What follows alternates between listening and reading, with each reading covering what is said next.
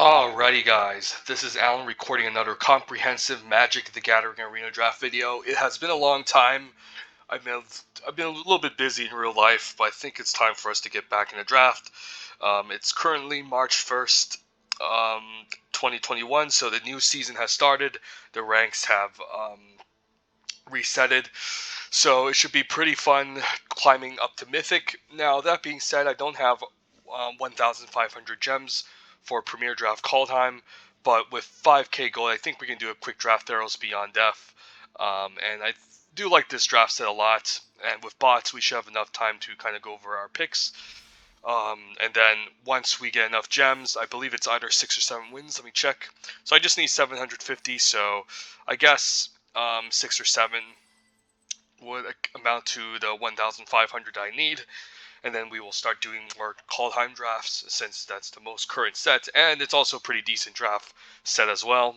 But Theros Beyond Death is a pretty fun draft set. It can be pretty backbreaking if you're playing against an opponent with an unbeatable bomb rare like Dream Trawler or the Cure Best to See God. But those are like the only two like almost unbeatable bombs in this entire set. Overall, I think this set is pretty good, and most of the colors are pretty good. I think blue is definitely the worst color. White is still pretty strong in this set as well, and usually there's two themes to go in this set: either the escape mechanic, where you self-mill and reanimate your creatures with escape, or you do the whole constellation route, just trying to play as many enchantments as much as possible in order to get value off of your constellation payoffs. But for now, let's do a quick draft. Theros Beyond Death. This should be pretty fun. And pack one, pick one. Bot draft. Theros Beyond Death. What do we have the fine pleasure of opening? Storm's Wrath, unfortunately, is a good card, but it's more of a sideboard card usually in red. Red is very aggressive in this set, so you'll be mostly kind of creature heavy based. So it's a bit of a non-bow if you're going to be playing Storm's Wrath in a red deck, since you're looking to kind of go wide with lots of creatures and attack. Overall, it's a pretty solid sideboard card if you are in a red aggro matchup, and you're trying to win the whole controlling round. Because usually in aggro,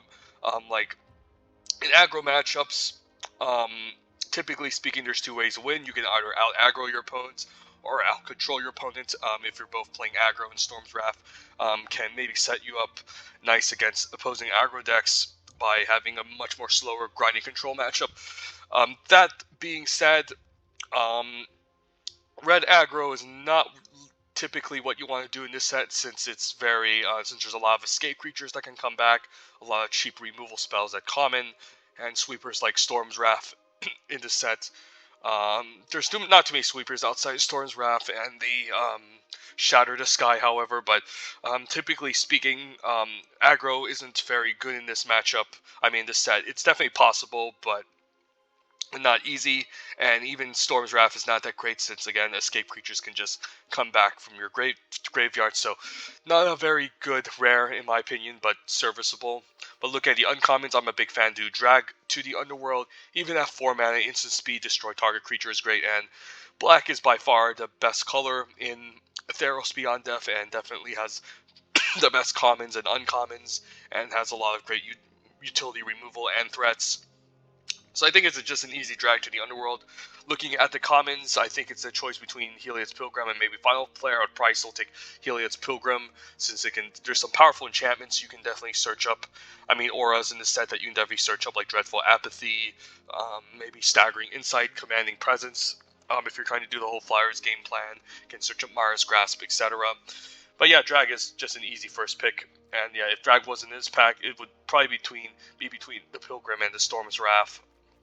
I'm happy that we picked up a pretty good uncommon in the best color in this set, so we'll take a drag to the Underworld and see where we end up. Ooh, and Elspeth's Nightmare is pretty backbreaking. This card is almost like a mythic uncommon in the early game, in my opinion, especially if you can curve out with this. Destroy a early creature, and then make the opponent discard a card, a non-creature spell, which can be a pretty powerful removal spell, and then third chapter, exiling the opponent's graveyard. It's almost like a 3-for-1 if the opponent has some escape creatures in your yard, so it's going to be my pick here and keeps me in black.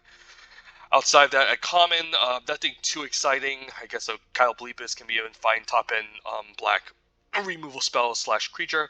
Black is pretty deep in this set, and even this card at common is pretty good. 6 mana, play a 3 to kill something is typically not an amazing card, but since black has a lot of great commons in this set, you can usually just still play this and it's pretty good. And then I guess your Sentinel's Eyes for the Constellation deck. That's looking to be aggressive, but I think it's just an Elspeth's Nightmare followed by Direct on a Roll. So 2 excellent black removal spells to begin Theros Beyond Death draft with. And yeah, that should be a pretty excellent start. And we'll see where we end up. Okay, we could take our first escape creature. The Chainweb Arachneer is pretty good. Alternatively, what else is there? When I stick with black, there's Omen of the Dead, but I'm not a big fan of having multiple copies. Usually one is enough, and I can usually get one later. And it does play well with self-mill, since you typically mill your own deck and then mill your own library, and then use Omen of the Dead to fetch a creature back. Chainweb Ragnar is a pretty good escape creature. It's not very good if you're being aggressive, but in black-green, usually you tend to be very mid-range and grindy, so this card can be pretty excellent, and black is usually trying to do the whole escape thing, instead of Constellation, which white is typically trying to do. So I think Chainweb Arachneer is a pretty good escape creature to maybe gamble on. Maybe it can be our secondary color, and I'm a big fan of black-green mid-range escape in this set. There's also another Helios Pilgrim here, but currently none of these are auras. Maybe if I had a Mars Grasp in the main deck currently, I might consider the Helios Pilgrim and maybe drop the dice controlling black-white Reanimator deck. But I think I'm going to take the Chainweb Arachneer here, and is a pretty good escape creature and a pretty decent incentive to move into maybe the black-green escape deck. So I'll take it. And both of these go into the graveyard to help fuel escape, so that's pretty good. Ooh, there's a Warbriar's Blessing. That's pretty good. There's also Hateful Eidolon and Laguna Band Storyteller. Laguna Band Storyteller can be quite nice, especially after we use Elspeth's Nightmare. We can put it on top of our library and recast it again. Also gains a little bit of life. But typically speaking, Elspeth's Nightmare usually just limited to destroying power 2 or less, so it's better to just play this in the early game. In the late game, this card gets a lot worse, but still has decent utility because it can exile an escape creature, but usually casting this once is already good enough, so I don't think it's Laguna Band Storyteller. Had we taken Helios Pilgrim, it would be between like Hateful Eidolon and Laguna Band Storyteller. We currently don't have any auras that kill things. Like if Mars Grasp was in our main board, I would consider the Hateful Eidolon. But I think it's just a Warbriar's Blessing here, followed by the Chainweb Arachneer, and maybe we can, again, draft some sort of fun black-green escape deck. This is just a good removal spell, and can also trigger Constellation. Typically not a mechanic black is too concerned about, but still a fine removal spell. Just giving the extra toughness to the creature is quite nice, and fighting, but we do need some large creatures to fight with, of course. So it's going to be the pick here. If this didn't have the +0/+2, I think this would be a pretty bad card in my opinion, but the fact that it gives a stat boost and kill something is fine. There's also Hero of the Nyxborn as a go wide red-white deck, which is an archetype, believe it or not, and also a pretty decent one in this set.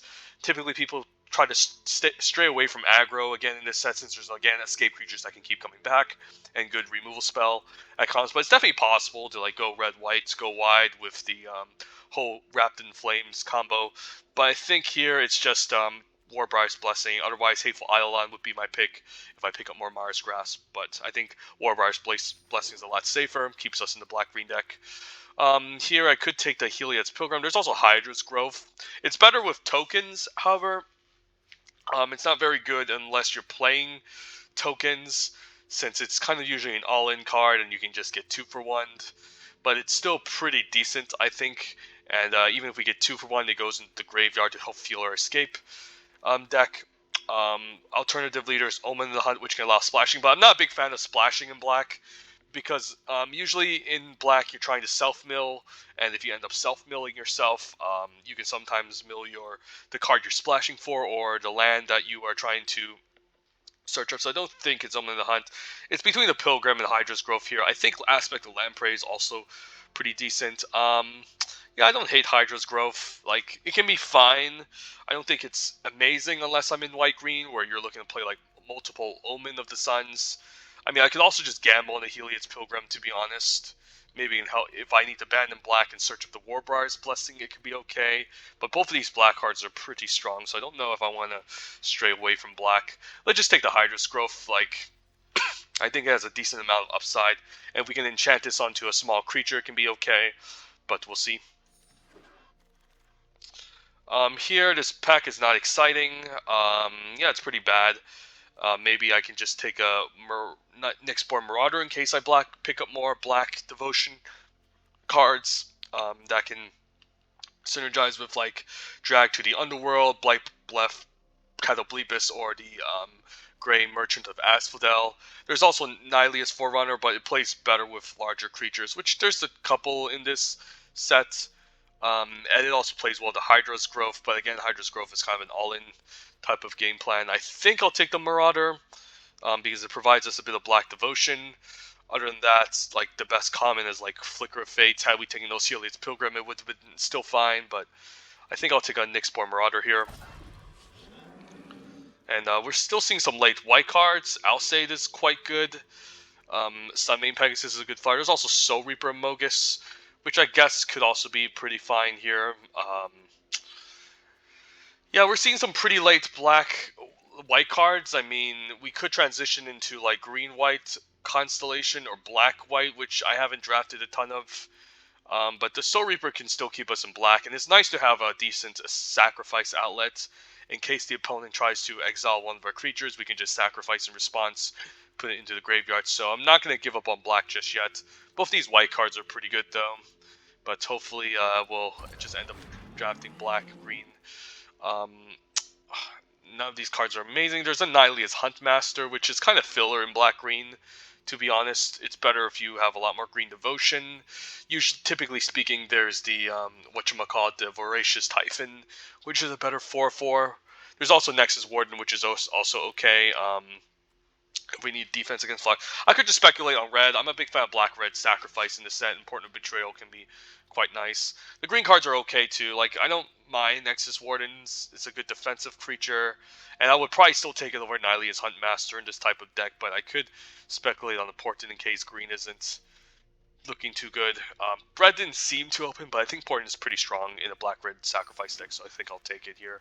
Yeah, we're seeing some good black-red cards like late Skovos, War Leader, and Final Flare, so maybe we just ditch green and go to the black-red escape route, and Skovos War Leader can be a nice top-end card, plays well with the Portent of Betrayal. There's also Final Flare, but I'd probably take my Skovos War Leader over it. So yeah, let's speculate on red. And usually a Jund Callers are where you want to do the whole sacrifice thing in this set. Through a Possibility is pretty excellent too. Don't sleep on this card. It can help fuel escape, but I still think it's a Rage Scar Berserker in case, just to stick with black for now, and we could use another good top-end card, and hopefully we can pick up like Funeral Rites or Thrill of Possibilities later. So we'll see. And we can still be black-green escape, so I'll take it. Here's our Wrapped in Flames for the, heroic hero of the games, but we'll just put in the sideboard for now. I don't think any of these matter. Just take a Skirmisher. And then in case we end up somehow splashing, I'll take Omen of the Hunt. Okay, so the draft went pretty nice. Start with, we picked up some good black cards, Drag to the Underworld and Elspeth's Nightmare, but it kind of dried off. I hate to say it.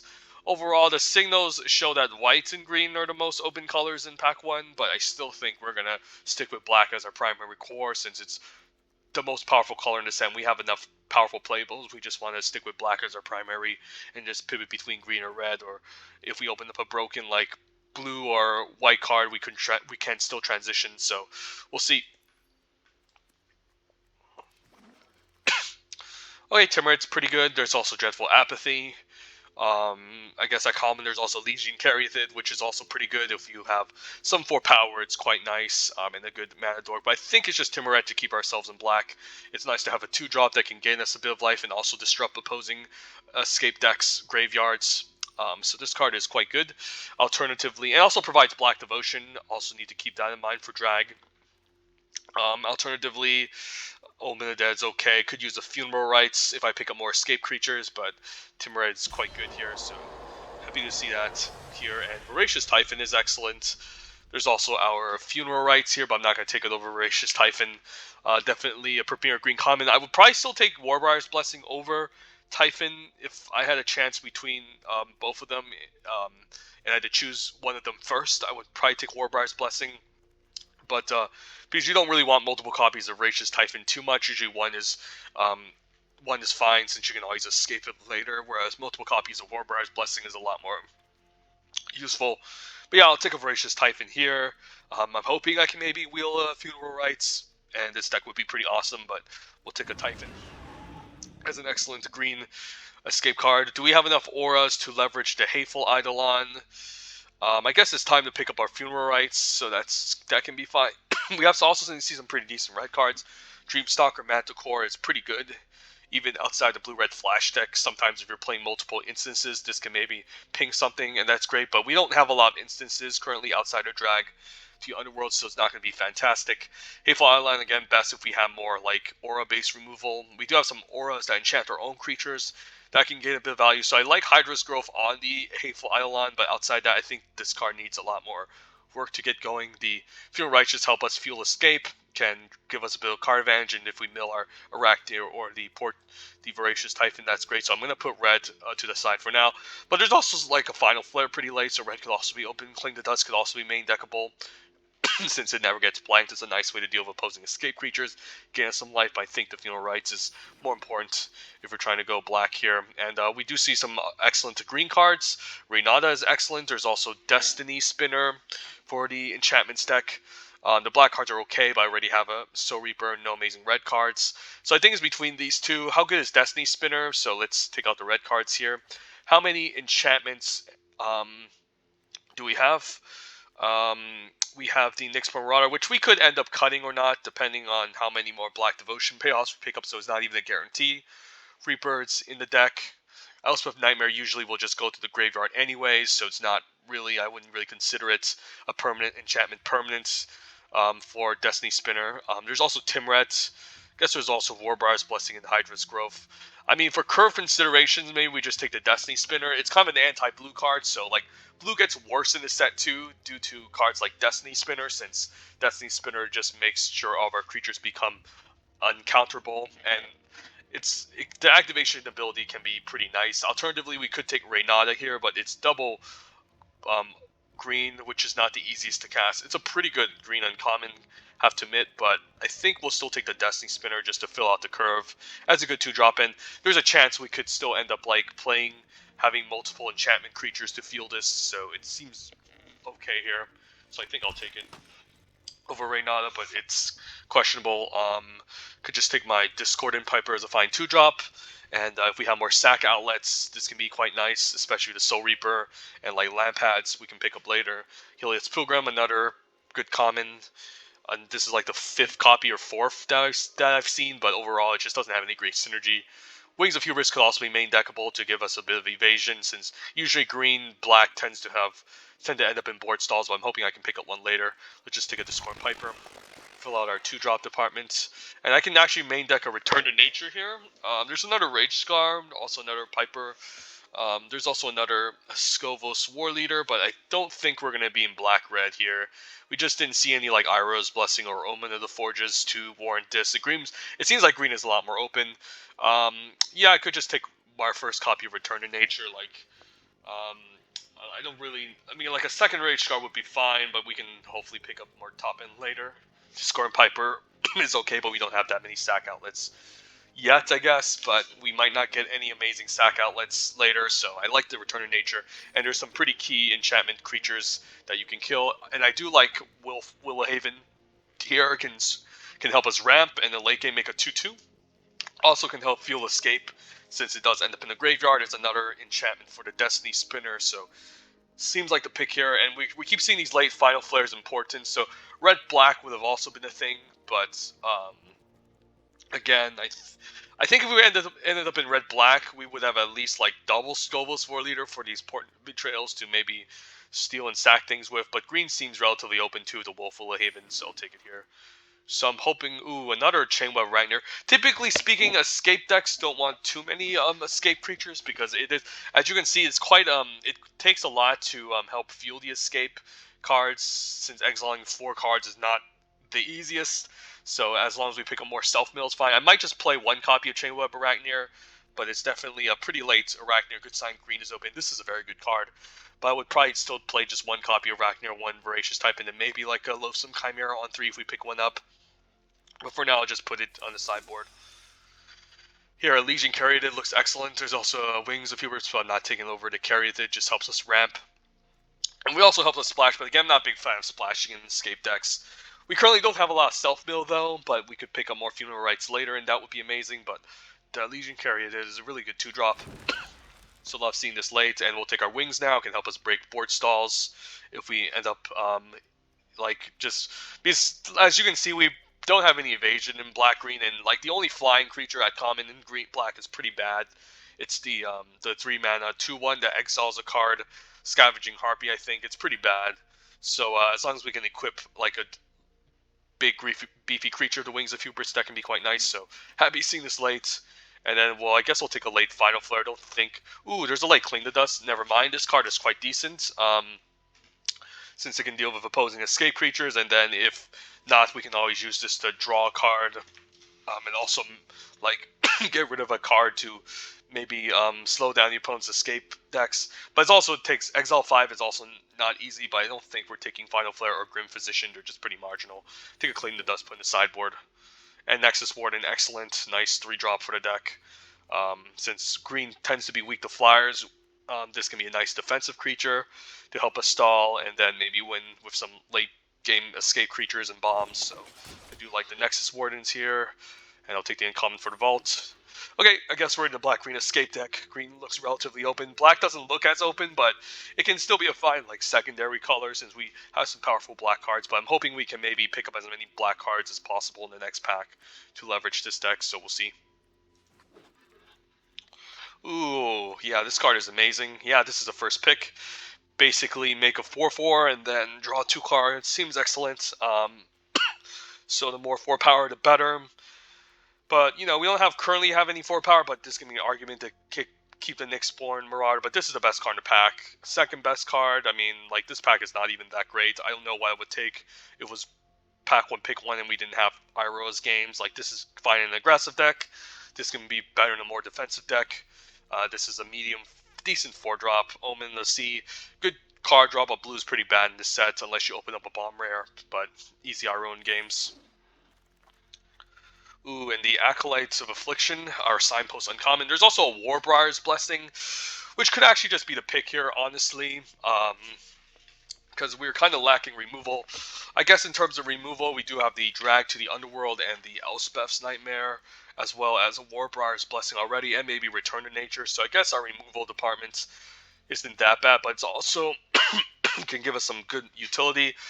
Acolyte of Affliction gives us some pretty powerful value, since we can always just bring back any permanent from our graveyard to our hand, such as, I mean, as long as we can mill it or it's in the graveyard already, I guess it can bring back, like, Irohan games, it can bring back the Elspeth's Nightmare, can bring back, I mean, a bunch of these other cards, but it looks like Irohan games and Elspeth's Nightmare are usually what I want to bring back. I guess I can bring back a Warbriar's Blessing if the creature dies. Hydra's Growth is also a consideration. I guess now with, like, Discordant Piper and a couple of escape creatures, the Hydra's Growth looks a lot better. And we can also put it on the token that we make from Irohan games, Wolf Willow Haven, or, like, a late Legion Caryatid. So I actually don't hate the Hydra's Growth in this type of deck. That being said, most of our creatures don't fight very well, so it could just be the Acolyte of Affliction. Like, the only creatures that fight well is maybe an Escape, Chainweb, Arachneer. As a 4/4 we make from Irohan games. Voracious Typhon, Rageguard, Berserker, maybe Nyxborn Marauder. But, yeah, maybe it's still the Acolyte of Affliction, not sure. It's just good for our curve, I say. It's a pretty nice signpost on comp. But maybe it's still the Warbriar's Blessing. Just to have that removal spell. Like, there's this is a good value creature, don't get me wrong. But, honestly, this is just a better utility tool, I think. And much more reliable. So I think I'll take the Warbriar's Blessing here over the Acolyte, but they're close. I could use more top end, so maybe now it's time for us to take our second Rage Guard Berserker. There's also Grove Dancer, which could be pretty decent in this deck as well. Maybe we just need to cut the Discordant Piper, play the Grove Dancer to help us. Um, and then this card can be nice since it can help us self-mill to not only gain some life if we get some lands off, but also fetch out the Arachnir or the Voracious Typhon. Not sure. Maybe I still take the Grove Dancer. Yeah, it doesn't seem like we have a lot of sacrifice, so I can easily see cutting the Discordant Piper for this. Let's take the Grove Dancer. There's also pretty late Rise to Glory.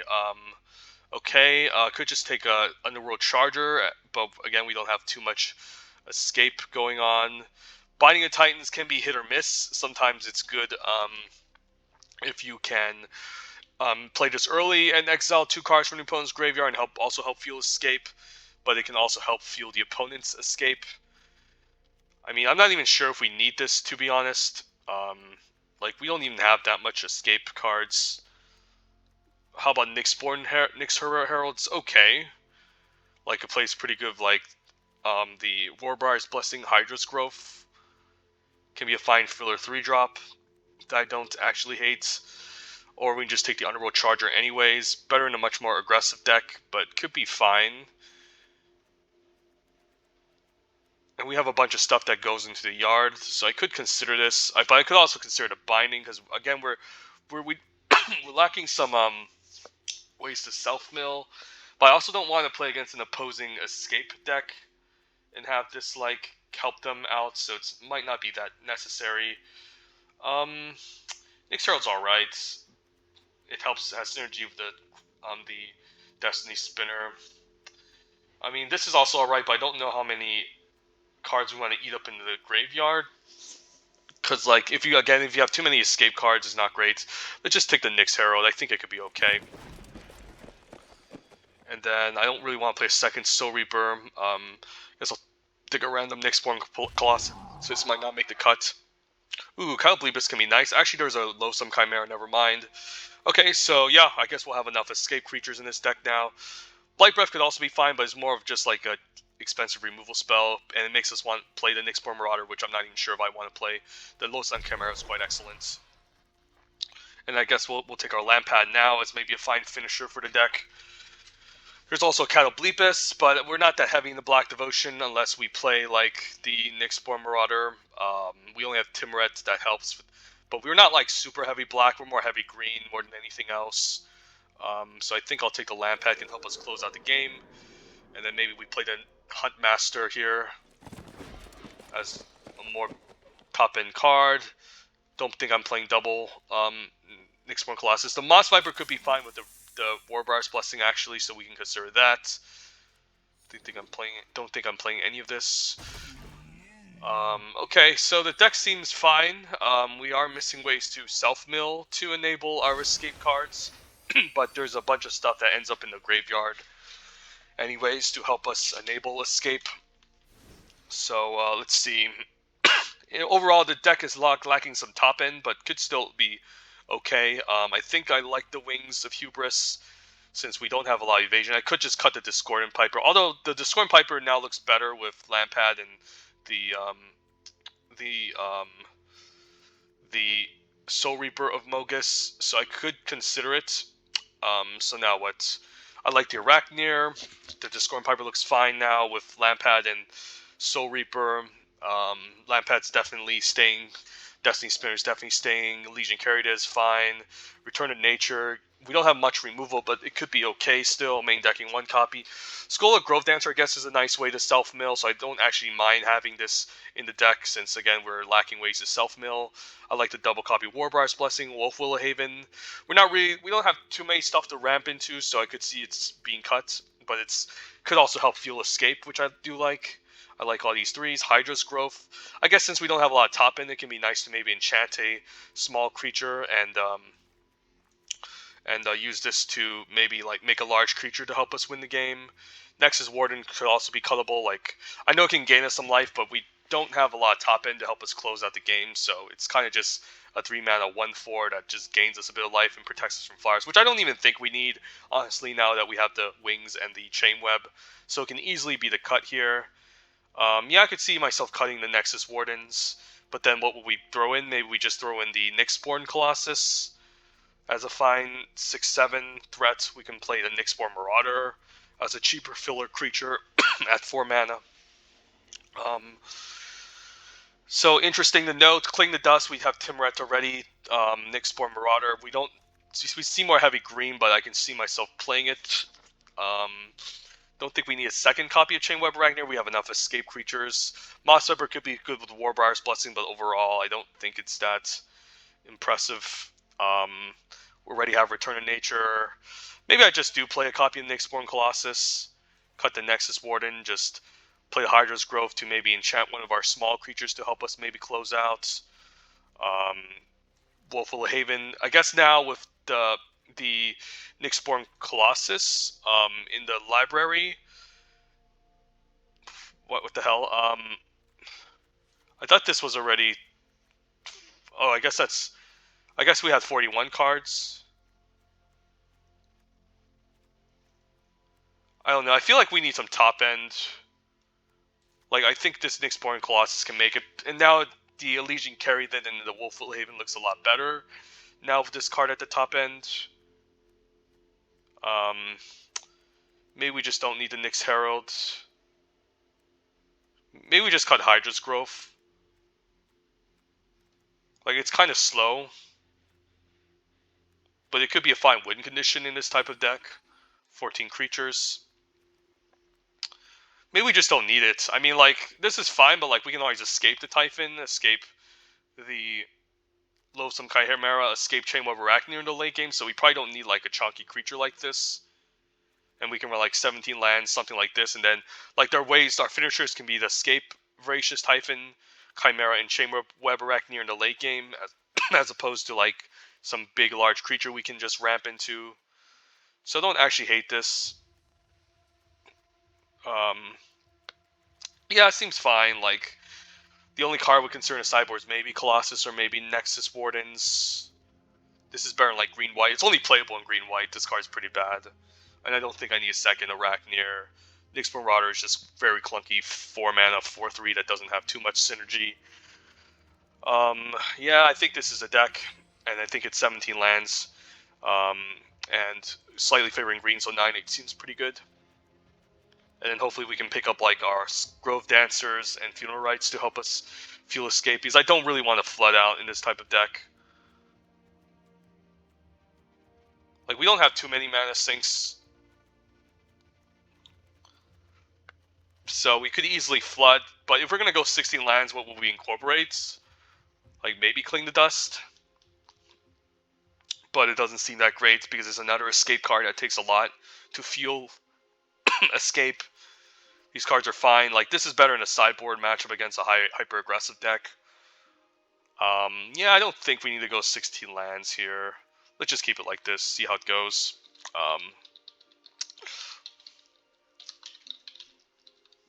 And our picture, just the Voracious Typhon, seems fine.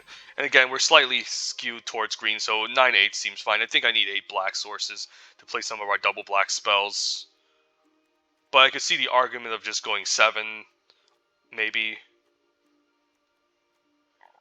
Yeah, I could see the argument of going 7, but we'll see. If we draw too much black, then I might just go like 10/7 here. But the deck seems fine. It would have been better if we had, like, Final Death or, like, Mara's Grasp, but it seems like black was a bit cut off.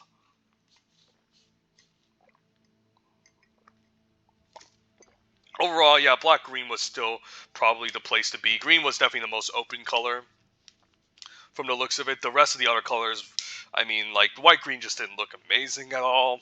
Red was severely cut off. Blue was probably the second open color, but there wasn't any amazing blue cards outside the card draw spells. So I think black-green was still correct.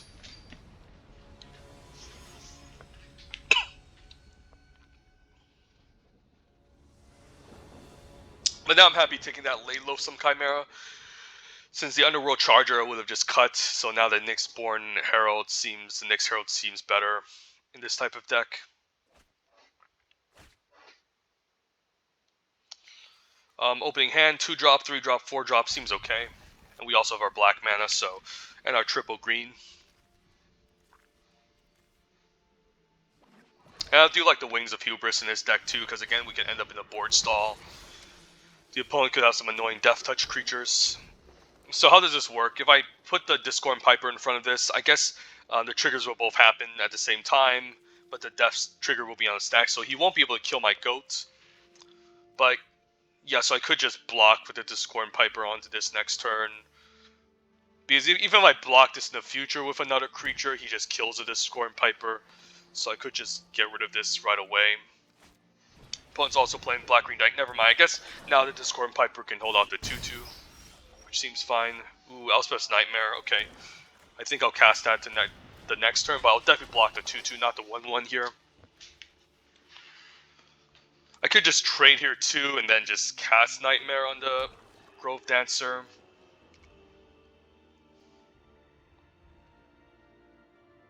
Because I'm gonna probably trade this off anyways. I'm not gonna sack this to the Soul Reaper anytime soon.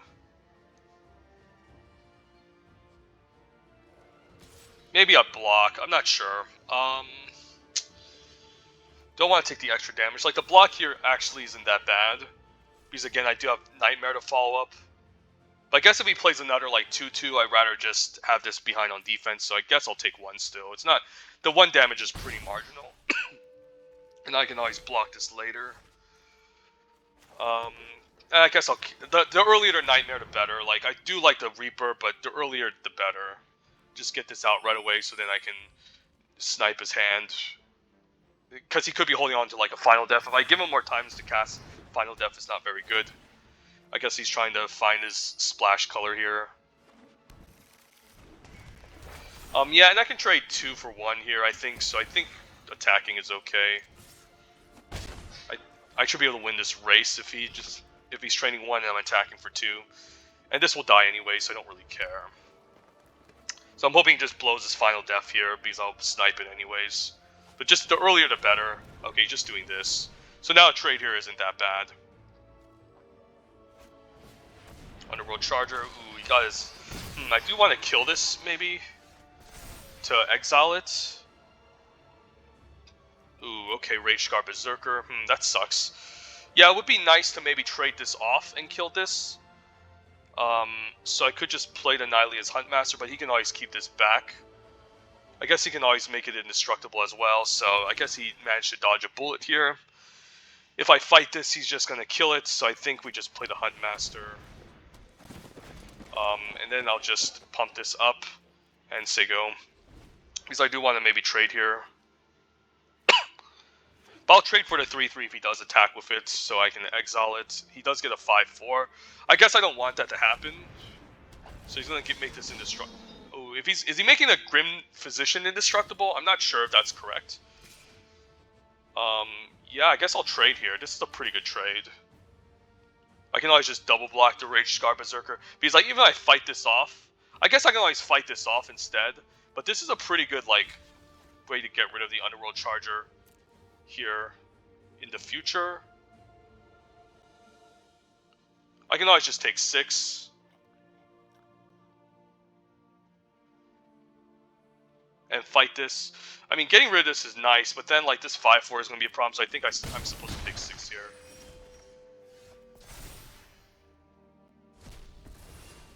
I can always trade. No, if I'm going to play the Rage Scar Berserker, I guess I'll pump this and attack, but then he can always block it. No, I think it's just fight here. Actually, yeah, I messed up. I should have, yeah, I should have traded here, because now I can't do anything. Yeah, so I think I'll just play the Berserker. Maybe find Staying Back now. Yeah, maybe find Staying Back now, and then like this can trade here, this can block here, this can block here. I messed up. I should have traded here. Since I could have exiled the Underworld Charger, but now it's going to be a problem.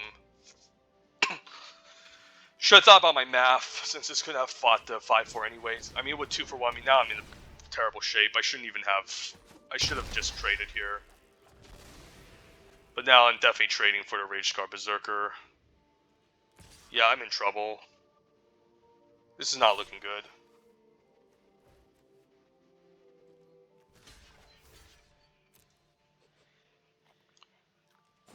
And this also goes in the graveyard. I'm taking extra damage. Yeah, it's looking pretty bad here. Have to admit. Definitely could have played this better.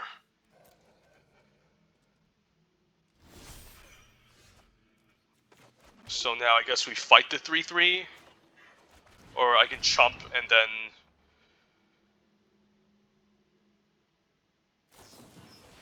Another Omen. Yeah, he's gonna get back his stupid 3/3 Underworld Charger. I mean, I can still afford to take 3, maybe chump and sack to draw a card. Maybe that's just better here. So we'll say go. I'll chump the 5/6 and draw a card and then take 3. Then maybe we can set up a double block the turn after. I guess I'll just be dead, right? If I keep taking hits. Yeah, I guess I'm just dead, so I'm forced to block here and then just chump and hopefully kill the land pad. Yeah, this is looking really bad for me. I played this game. I guess I can fight this the turn after. I guess he can just sack everything and kill me. Yeah, this sucks. It's not looking good. I messed this game up pretty badly. I could always just double block here. I guess he can only kill 1 if I double block. So, yeah, what I can do is now I can just double block here. Oh, actually, I forgot to block here. I messed this game up. I fucked this game up. Sorry, guys. I'm being an idiot. Okay, let's just redo this. I clicked too fast. This could have just blocked the 4/3 and I could have sacked it. I played that game very badly. Holy shit. I deserve to lose this. Okay, let's concentrate. Let's put on our thinking caps. Overall, I think we could have maybe stabilized. We could have stabilized against this opponent easily if I didn't make those bad misplays, but okay. Let's put on our thinking caps.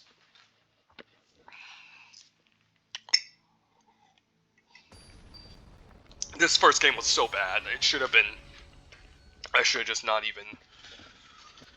I should just conceded right away for playing really badly, but yeah, we'll see.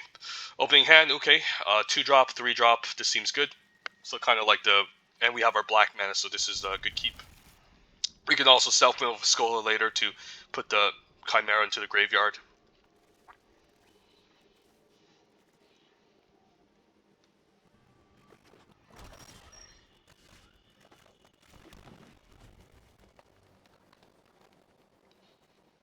And keep in mind, if I do have like 2 swamps in my hand, I think I want to play swamp first, because I could top deck Timrid Calls the Dead. Okay, so he gets to snipe my Elspeth's Nightmare. I mean, he can also get rid of my escape creature, but I think this is the scariest card that he's afraid of. But he might just take out the Loathsome Chimera. Yeah. So not a bad snipe. But we do still have an escape creature we can get back, so that's quite nice.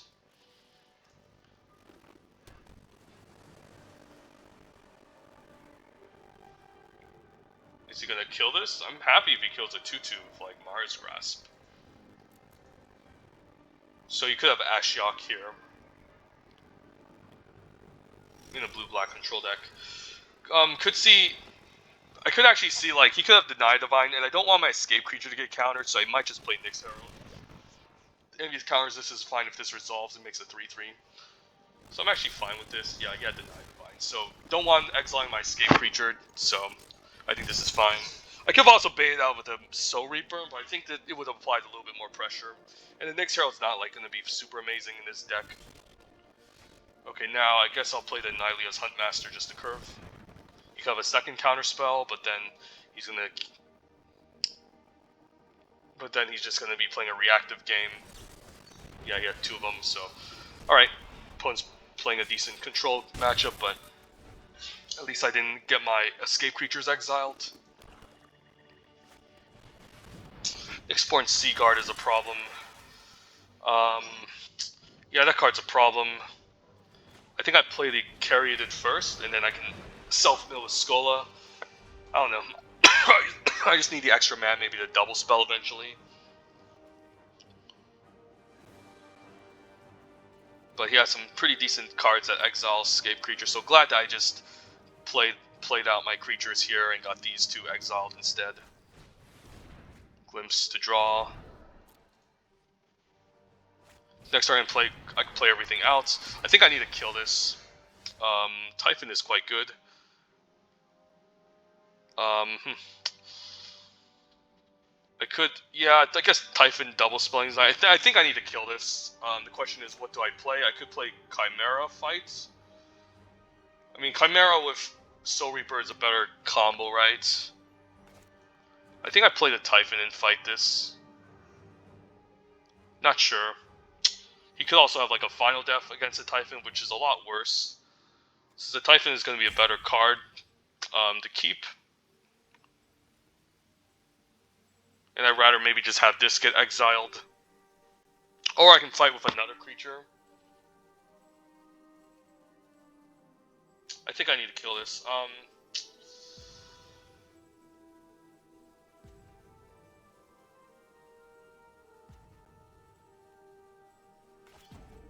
This is hard.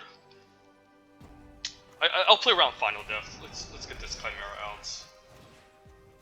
And let's fight the Thaumaturg here. It's just too annoying. This card is pretty good. And then we'll say go, and then eventually I can start self-milling to feel my escape cards. I need to find like maybe a wings to fly over as well. I can eventually just sack my escape creatures, make them larger, and then escape them once they get larger. So I'm hoping he just uses like Final Death here on my 4/3 because I don't want my Typhon to get exiled because again it's going to be a pretty large creature.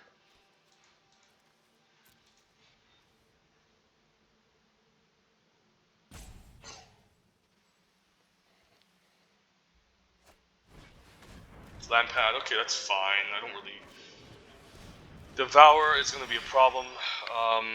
Yeah, I guess we just play everything out now. And then eventually I can attack with both and maybe force and kill the Lampad.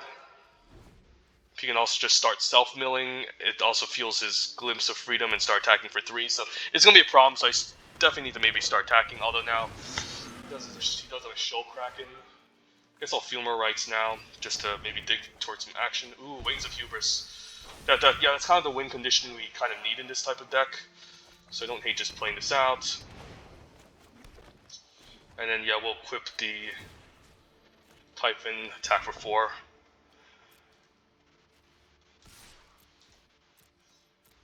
And I guess now I can maybe equip the Wings to something else. Don't know if it matters. Probably not. Maybe I should equip the Wings onto the Loathsome Chimera because now the 3/5 can get a good attack. But I don't mind sending this into the graveyard to escape later, and now I can just double block with these 2 onto the Show Kraken. But Wings was a really nice top deck, so we kind of got lucky here. We didn't mill it.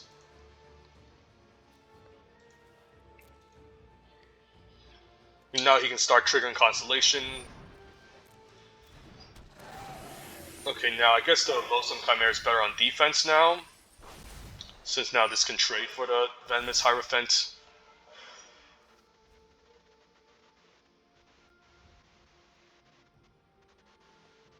I can always just self-mill with the Scola to draw some action.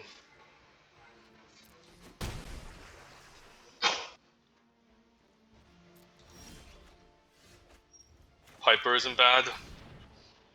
And now I can keep up my sacrifice activation, so I don't really want to move the Wings, just attack for force to go. We can activate Scola or sacrifice a creature end of turn. But we're slowly just dealing damage against this opponent. He might have to start sacrificing his board just to stay alive as well.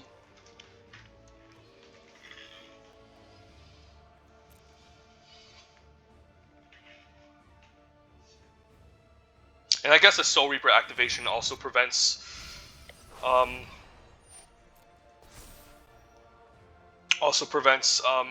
creatures from getting into exile. Guess I can't block it anyway, so I'll take 3. I might just self-mill end of turn.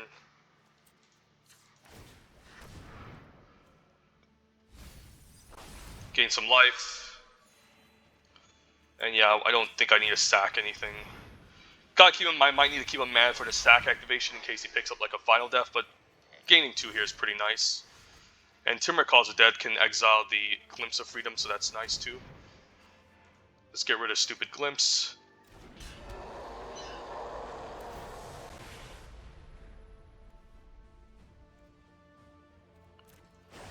So let's see.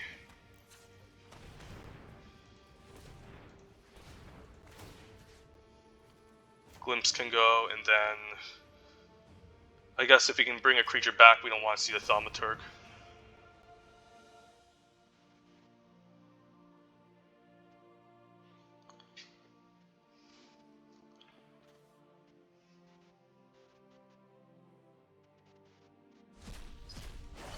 I guess I can always exile end of turn, so I guess I paid my 2 mana already. I guess this has to stay tapped, so I might as well use this.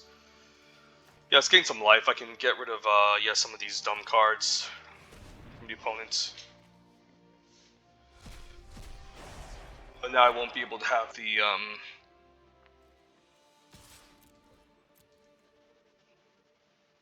sacrifice activation up. But I should still be okay. Yeah, we'll see, go.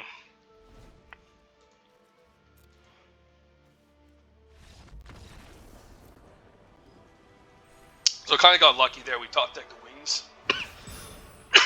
Otherwise, he had a pretty nice win condition assembled. With the Memory Devourer constantly hitting me, the Glimpse of Freedom. But the opponent had a pretty nice black-blue control deck.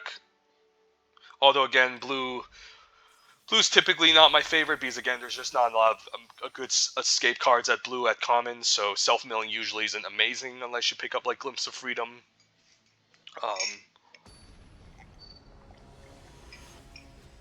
Or you pick up Ashiok, so that was a pretty nice lucky game we got there. Okay, Woeful Haven to help us ramp. Maybe we can sacrifice and make a 2/2, put a Hydra's Growth on it. I think I'll try it.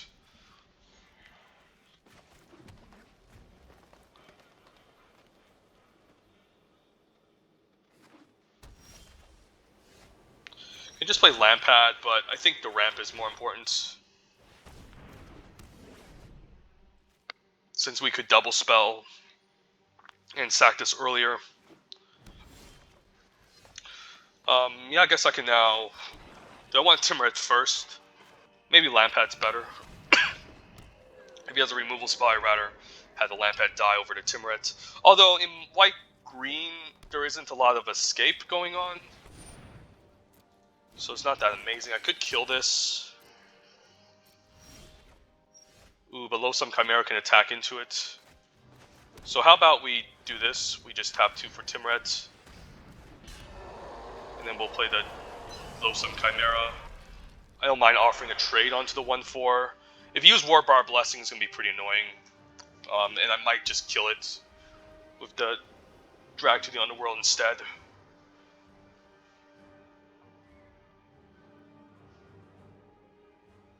Like, Hydra's Growth is only good with the Woeful Haven here.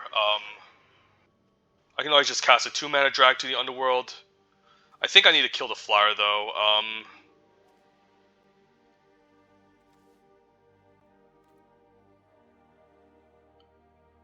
This is interesting. Yeah, I think I need to drag this. The Flyer can be really annoying. And then the only thing we can do now is just Hydra's Growth. So I'll Hydra's Growth on the Loathsome Chimera. So then it becomes a target he needs to get rid of. I can eventually just escape into a 5/1. So I guess this makes sense. Wish I had mana activation to maybe sack it in case he tries to exile this. But I still think this is the correct play. Apathy, and I think I need to sack this. Yeah, so he doesn't exile it. Although I could just... Yeah, I guess I'll Funeral Rites first. And yeah, that's not bad. Let's get rid of this. So then we can eventually escape it. And then we'll just cast Destiny Spinner. And I guess I can always attack for 1.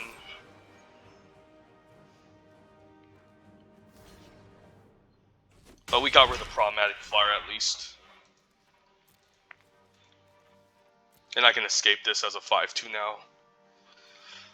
Destiny Spirit can also make a 4/4. So I might just keep this on the battlefield, since that will maybe allow us to attack into it. Okay, I can just escape this instead then. I like how this just costs 3 to escape. And I might as well fight it, I guess. Because a 3/2 is 2/4 is gonna get annoying. I could just fight the 1/4. But the White Devotion could be a problem. He could be playing some White Devotion bullshit. So this could be a better creature to kill. We'll say go. And now I guess this is pretty nice. I can start turning my lands into 5/5s. 1, 2, 3, 4, 5. Because I have 5 enchantments, and then I can start attacking with the lands. So this is pretty cool. I do like the Destiny Spinner a lot. Okay, so he did have White Devotion stuff, so killing that was correct. Okay, I guess we'll play land and we'll animate to land. If I activate again, I guess I won't be able to do much, so I guess we'll just attack with these two. Find trading for the flyer with the Loathsome Chimera. And I can always activate Timid Calls of Dead end of turn to exile his 2 cards in the graveyard. Might want to exile the enchantment in case he has Laguna Band Storyteller.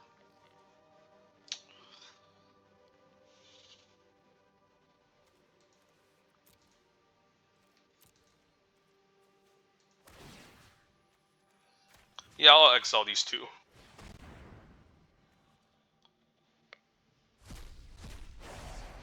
Could have like a Flicker of Fate, but I think we have to bait it out. Ooh, I do have Return of Nature, that's pretty awesome. Yeah, let's just activate this.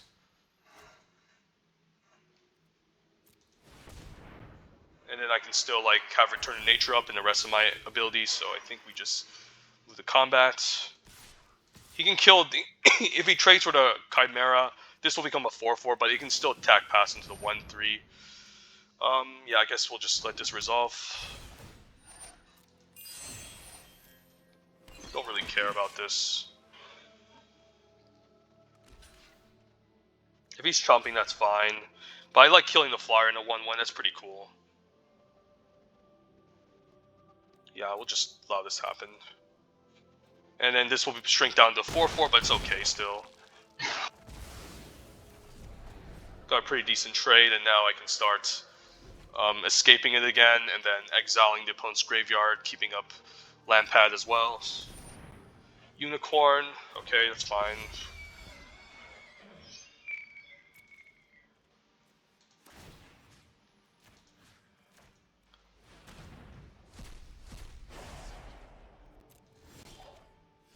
Warbriar's Blessing is excellent. So yeah, I think we're gonna do it again.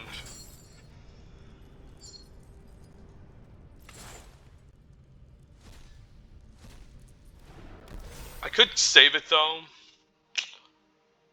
I could also just fight this 1/4 and start making 5/5 lands. Maybe that's just better.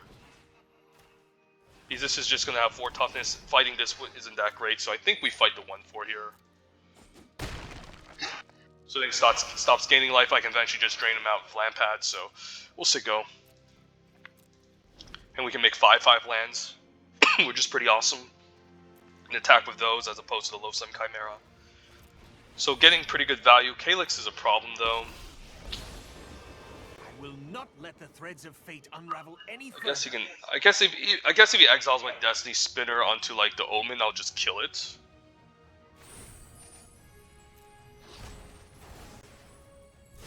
That's okay. I guess I'll kill it, make a land, and attack Calyx. Force like a trade or something.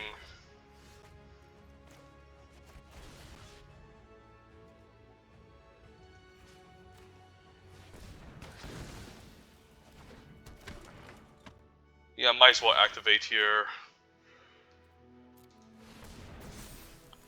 And we can move the combat. He could just double block. Do I send the team? He can block here. I could just send to his face. Maybe that's fine. Just send face. So then he's forced to chump because, like, I don't know why he's chumping here. He should be blocking the 4/4 here. And if he lets damage happen, I can just sack and kill him. So I think he needs to block here and then block here. I don't know why he's doing this. I don't think this is smart. I mean, I could have also sacrificed in response. But now I can just sacrifice a land. Yeah, he didn't see that. I could have sacrificed before damage.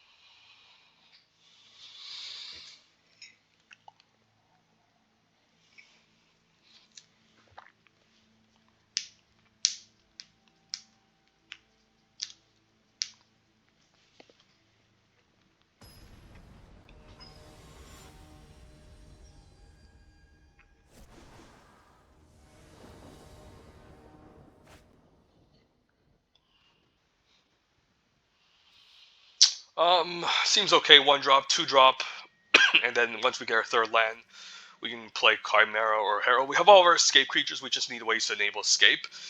So it can be kind of awkward if we don't have enough stuff in the graveyard, but I still think I'm keeping. So it's going to be pretty interesting to know which one we want to escape first.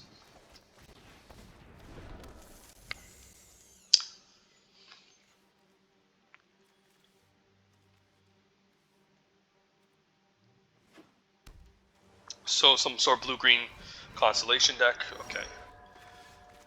Alright, we could Elspeth's Nightmare this. This could be a problem later if he gets to 7 mana. He can just draw cards with this. But the opponent could always play better targets. I mean, if I kill this, I get him for 3, so it's not bad. I could always just let Nyx Herald instead, maybe. Ooh, Eutropia, let's kill it. That's a perfect target to Elspeth Conquers Death. Let's attack with the Piper first, though. And make sure we don't click too fast. Yeah, we'll play the Nightmare.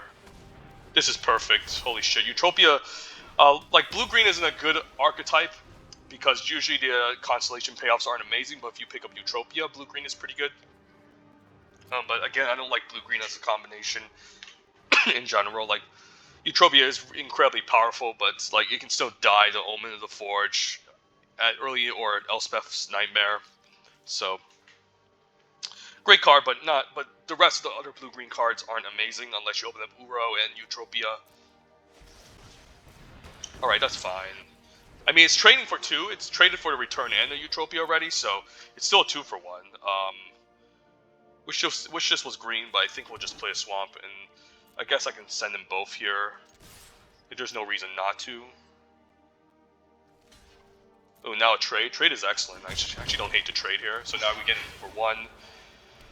And now the Chimera looks a lot better, since now the 1-2 isn't in the way.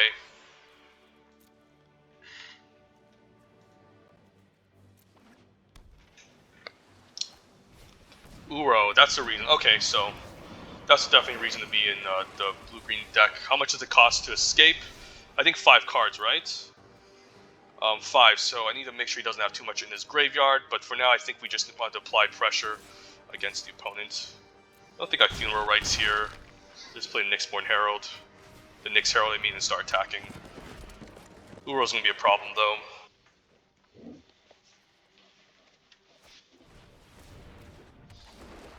Guess I can trade for my 4-1, so I don't really want to attack with it. Okay, to kill my... Okay, I guess he just wants to feel for Uro, so I do... It's still not enough. He still needs 1 more card in the graveyard. I can't really escape the Chimera, but I can always just Funeral Rites here, which is fine to escape it later. Ooh, Wings of Hubris. It's pretty awesome. So this is only on enchanted creatures. I'll still play it out here. So now we have a win condition in the air. We can attack for 4, which is nice. We can play out the Typhon eventually and just start flying over and attacking. He still needs 1 more card in the graveyard. I guess he can escape it now. Yeah, Earl's going to be a huge problem. I probably need to like double block against it because this is going to be a huge problem. If he can keep constantly gaining life and attacking, it's going to be a huge problem here. Yeah, this is gonna be bad. I think I need to stay back and, like, triple block it if I have to. Ooh, this card is insane. God. Yeah, I don't have any ways to answer it, like... yeah, let's just play the Forest. I can also just Wings. Maybe I need to keep up Return to Nature. In case he's, like, enchantment-based removal, I might have to keep up Return, but I'm definitely double blocking Uro here.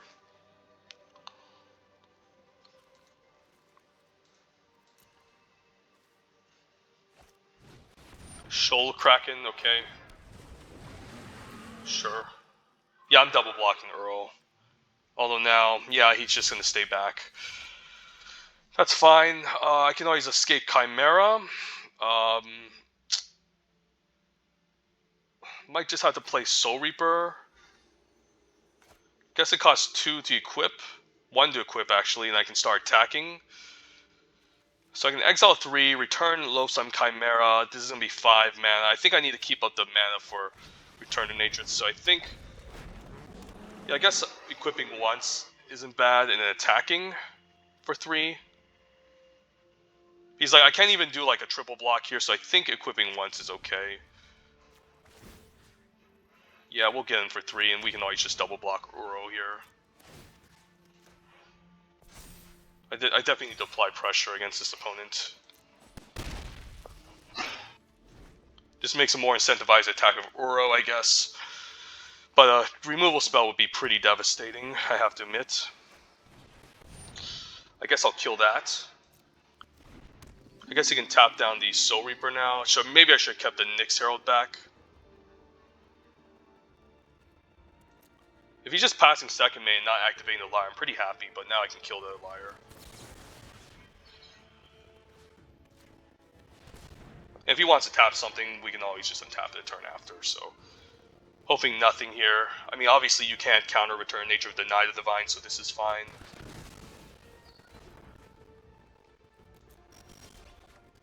Ooh, Timmy exiling is pretty nice. I don't want to show him Timmy yet. So I think I just escape Loathsome Chimera here. And this is a good sign doesn't have anything.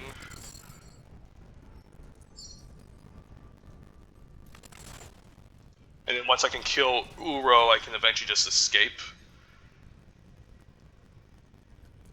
Could have Deny Divine here. Yeah, he had it. Okay, so is there any incentive for me to not attack? I think I have to attack here.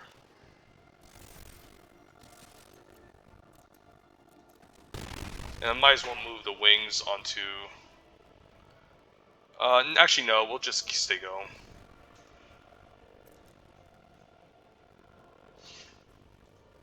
At least he exiled the Loathsome Chimera and not my Voracious Typhon.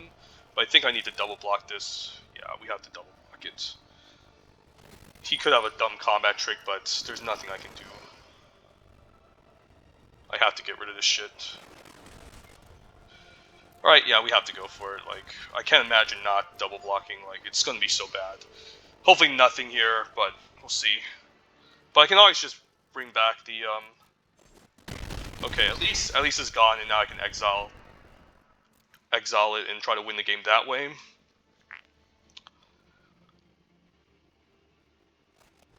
Okay, I see it, sure. Interesting how he decided to kill this instead. But hopefully no counter spells for Timmy, because I need Timmy to exile the stupid 5-drop here.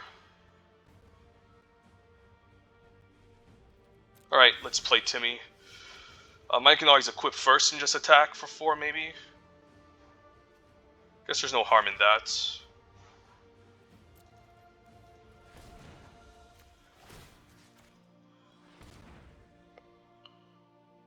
He's holding a priority, so I think he might have something.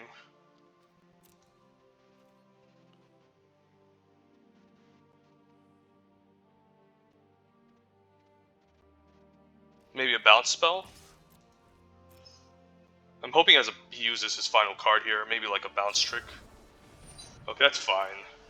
So now I can exile Timmy. I mean, not Timmy, Uro. So kind of glad that I baited it out here.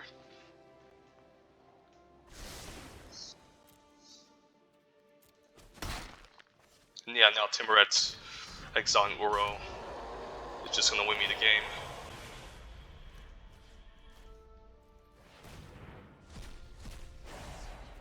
I'll play the Legion carried it, because why not? And we'll say go.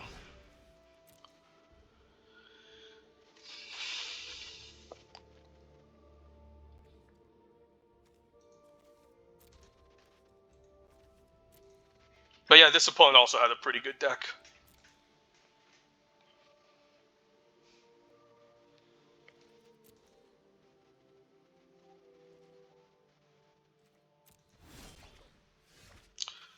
Drag is interesting, but I don't think I want to drag a Shoal Kraken. There's a chance he could play another bomb I need to get rid of. So I think attacking for 4 here is fine, say go.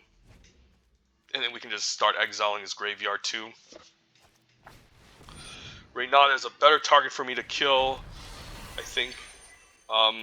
Not sure, maybe I kill this Shoal. Maybe I should have killed it in response, so he doesn't get to draw on discard. But there's really no, I don't really care here. Like, I honestly don't give a crap about dragging anything here, to be honest. Like, if he had, like, a fight spell, a Crow in War.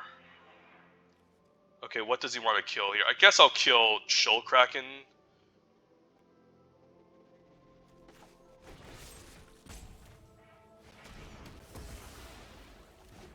So he doesn't get the loot. I don't know, he didn't have a card.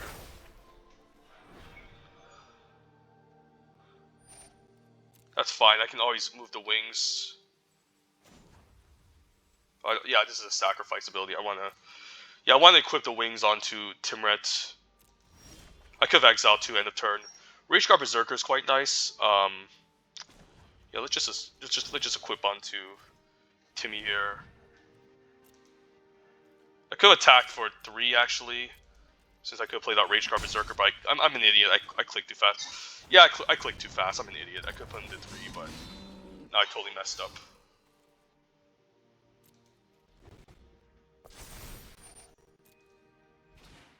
I don't mind just sending this. I mean, I guess I'll move just to re-equip this.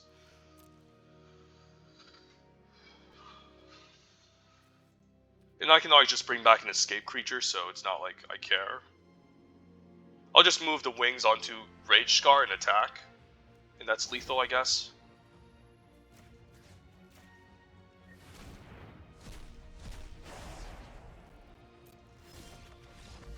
Yeah, he's just dead.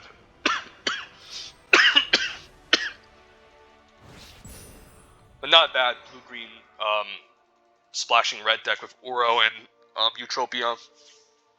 Opponent built a pretty solid blue-green deck.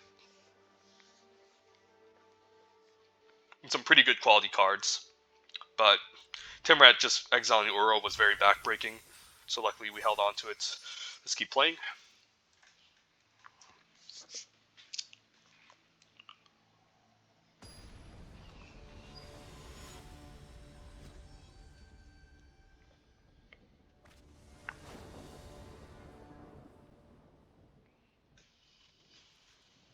Alright, 2 drops, seems good. I guess the Wolf Willow Haven can allow us to double spell, so that's even better.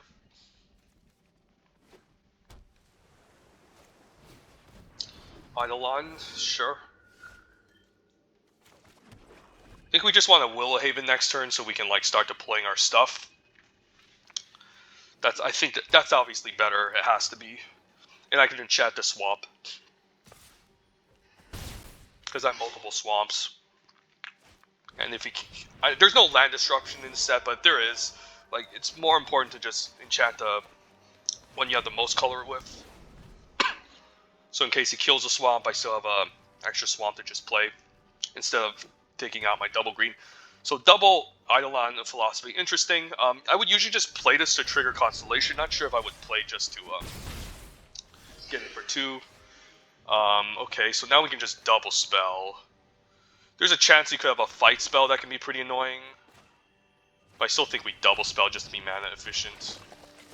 I could also just play out the Chain Web. But this way, like, if I play this, the Chain Web Arachnir won't get countered.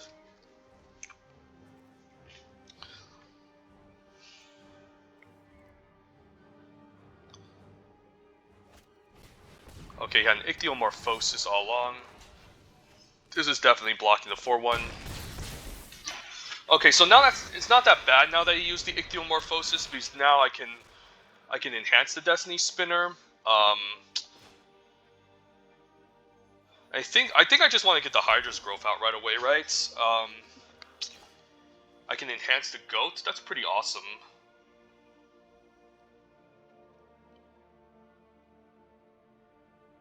Yeah, I guess I'll enhance the goat. And then I can attack for 1 with it. So now, and then I'll play the Arachneer just to block the 1/2s. Seems fine. So now he needs to kill the goat. I'm not going to attack with the goat though, because he could just double block and ambush. So I think it's time for us just to play the funeral rites here, to start fueling our escape.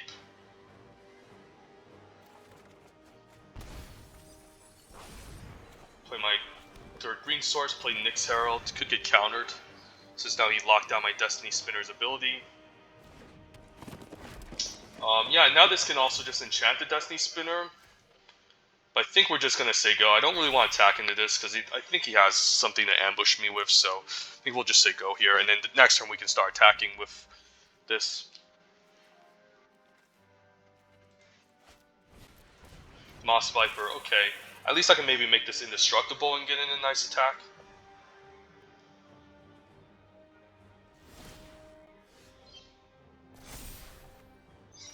Ooh, first Iron games. That's interesting. I think I still want to get the Rage Card Berserker out first.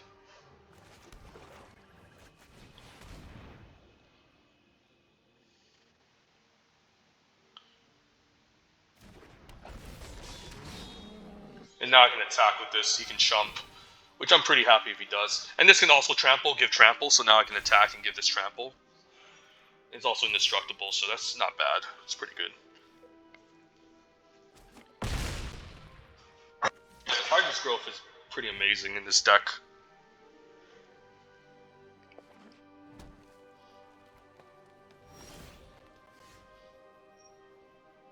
Now I can just send in these other cards. But let's play the Iron games. Yeah, he's just dead here. Like, he realized, like, you don't play cards like one drop. Like, you don't play one. I don't like 2 copies of these unless I'm trying to trigger a Constellation aggressively. But overall, that 4-1 attack was a little bit too much, I think.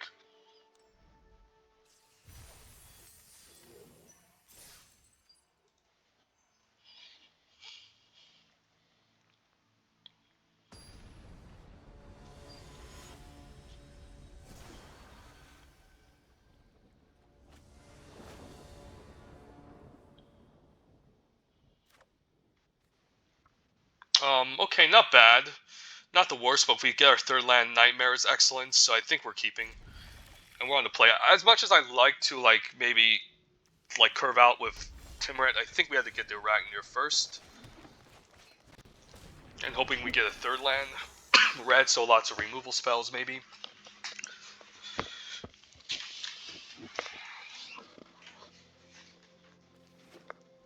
Red-white, so it could be the heroic deck. Definitely not the easiest. I think I'll just play the wings here. I think it's free. I'm fine to attack because Omen of the Forge. Omen of the Sun is 3 mana to make 2/1/1s. This is fine too. Yeah, he had the Omen all along. That's fine. Like, killing a 1/2 is fine with me. Had I played like Timuret, it would have been worse. So I'm fine having this die since I can just re-escape it later. And if he plays like flashes in Omen of the Sun end of turn, I guess now that can exile my Shameweber Arachneer, so that's not great. So I might not want to kill this. Maybe kill it later. I guess I can't even Elspeth's Nightmare on this because it's 3 power. Yeah, let's play the Nyx Herald. I'll take 3. I lose my escape creature. That's annoying. But like I do need to eventually deal with this, so might just have to blessing it next turn. I'm hoping he doesn't have multiple flyers. Now Nairo's blessing. Okay, this is annoying. Yeah, that's pretty freaking annoying.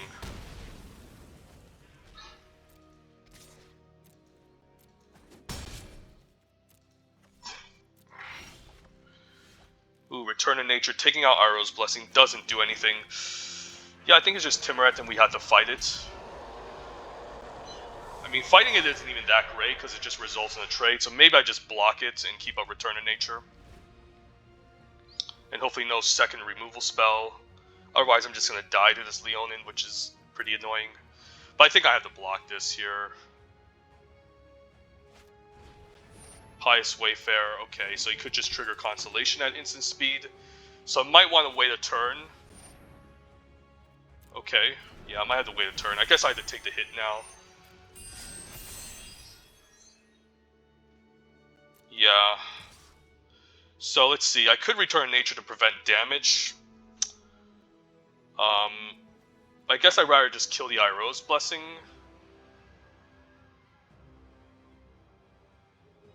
And if I top deck a land, I can set up both removal spells. Yeah, as weird as it seems, I think we have to do this.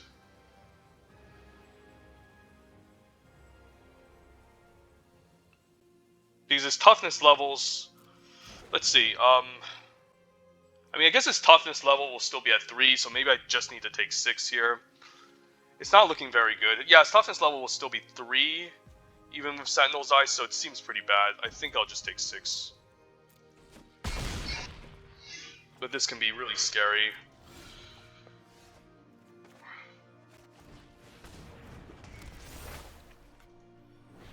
I guess I should have maybe Warbriar's Blessing.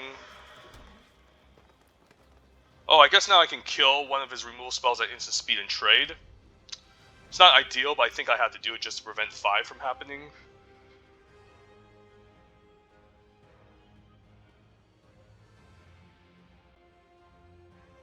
Yeah, I think I have to. Because I'm not getting any value off of this. I mean, alternatively, I could kill the Sentinel's Eyes, exile, and then kill this next turn. It's kind of bad here.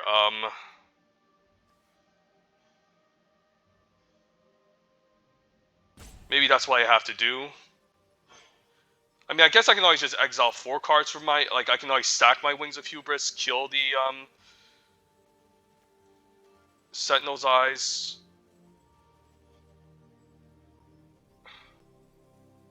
This is hard.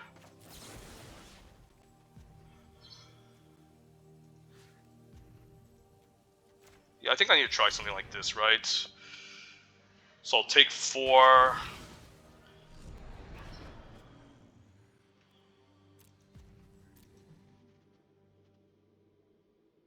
I guess I can exile Sentinel's Eyes on Chapter 2. Sure. I mean, I guess this is gonna go my face, right? I guess I'll take 4. I can always just sack this.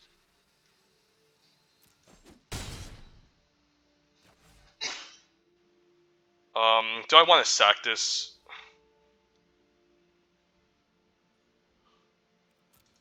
No, right?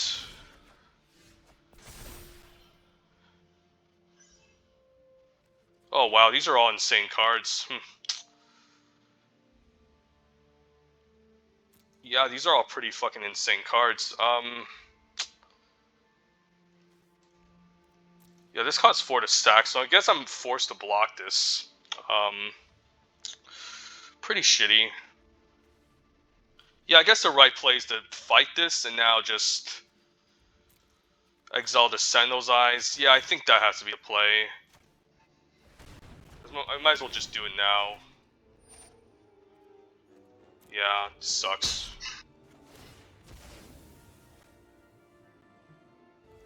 None of this has haste, so I can attack. I can afford to attack this turn. Yeah, it sucks.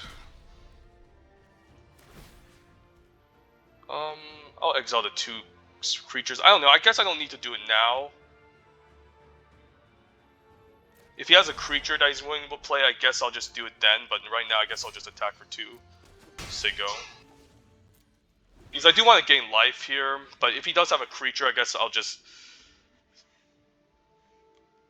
answer the creature. He could have Revoke Existence, which can be pretty annoying. I guess if he's going to do that, and a turn I can exile the 2 creatures, gain some life here. He's probably planning to sack his Omen of the Forge. And I guess now the win con has to be the Hydra's growth. Yeah, I don't know how else I'm supposed to win this. I have to do this.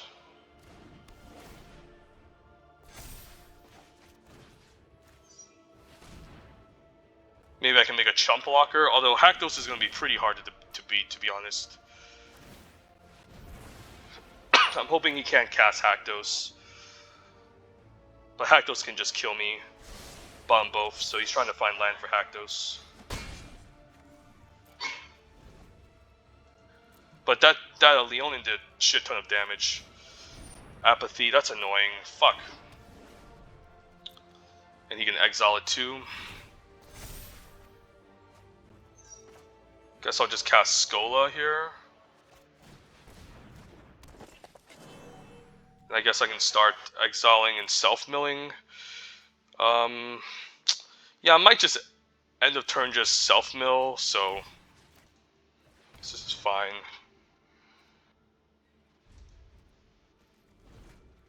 That Apathy saved his butt. But now he can cast like freaking Haktos.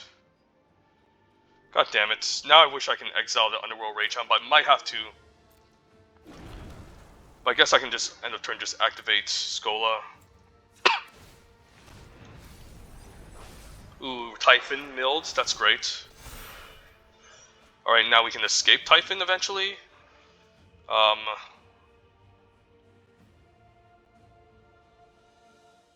Guess end of turn I can just use... Yeah, I guess I can just trade this off and then exile the Rage Hound, so we'll say go. But then Haktos is going to be a problem. Punishment, that's annoying.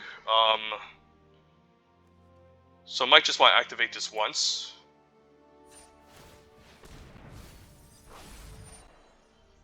Don't want to activate it again. I think I do just to gain the extra life.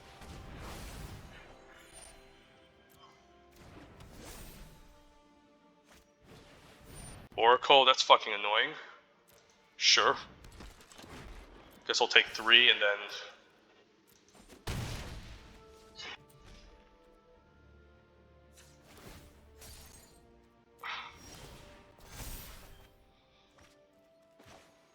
Guess now Typhon can block.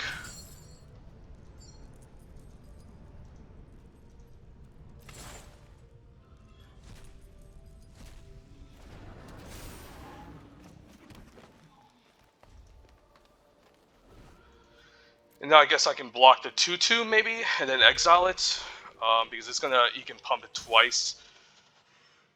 Yeah, he can pump this twice and kill me, so I'm incentivized to block this. But now he can cast fucking Haktos and kill me, yeah. Please, before. Okay, great. Holy fuck, I dodged a bullet there. Wow, I really dodged a bullet. But now I just have a bunch of freaking lands. Yeah, this is not good. I guess I can go to 2. Yeah, that's so fucking annoying. I guess I can activate the Wolfwillow Haven.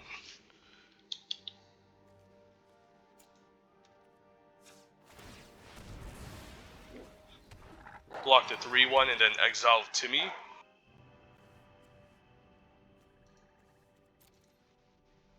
Yeah, I guess that's the game plan. Because now I can block Haktos and then block with the 3/1. Okay, but then he gets to make tokens. He's forced to attack with this, so... yeah, he's gonna make tokens, but at least I can exile the Rage Hound now and then block with everything, so this is really nice. So Wolfwillow Haven doing some work in this deck.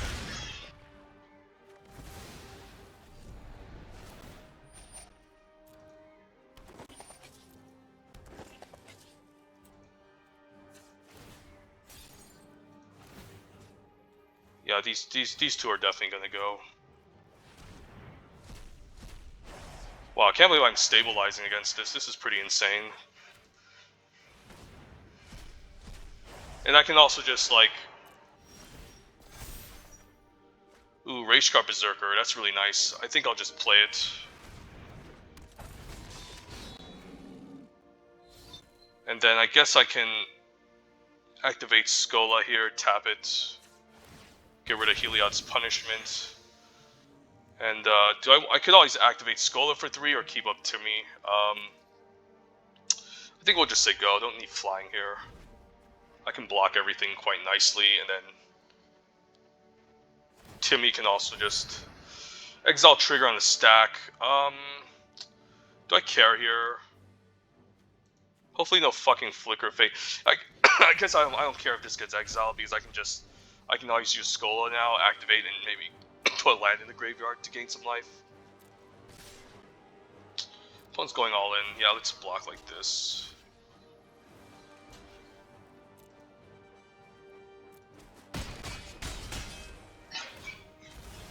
Might as well just activate this now in case he has a stupid Omen of the Forge. I could maybe done it before damage, but now he's Omen of the Forge. I fucked this game up. God.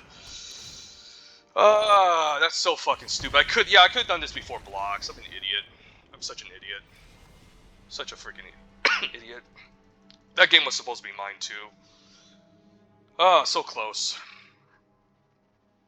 I'm not playing optimally. I should just activate it before damage happened.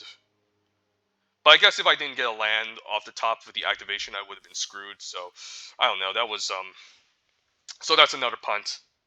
First game was a punt, and then now this game was a punt.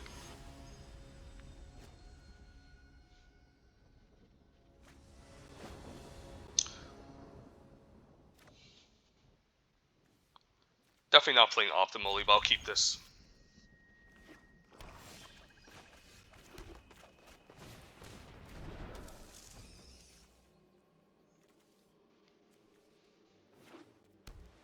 So some sort of black-white reanimator deck. There should be some pretty... I could just kill this, but although Elspeth's Nightmare is pretty good too. I mean, none of this really does anything. Maybe I just return to nature now, kill it. But the Elspeth really answers it really nicely, so I think I'll play the Skola here this turn and say go. And maybe say return to something else. I sack in response, but I don't care. That's a pretty good target to take out too. Yeah, we're definitely going to use Elspeth's Nightmare killing the 2/2 here, I have to imagine.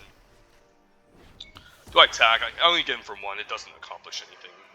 We'll just say go. Force him to use maybe a enchantment here, like Dreadful Apathy. We can return to nature and kill it.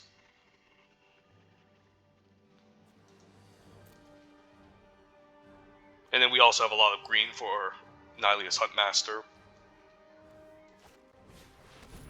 Pegasus. Okay, that's a good one, but we can always block it for days. Yeah, Apathy can go, probably. Let's think. Agonizing Remorse can snipe my hand.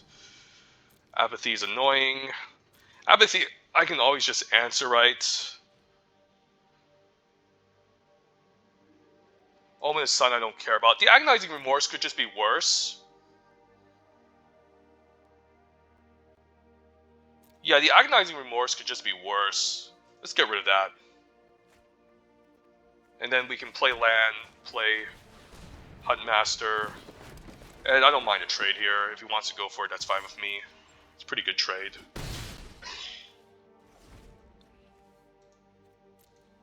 And if he wants to use Apathy, I have Return to Nature to answer it as well. And if he wants to self-mill, that's also fine.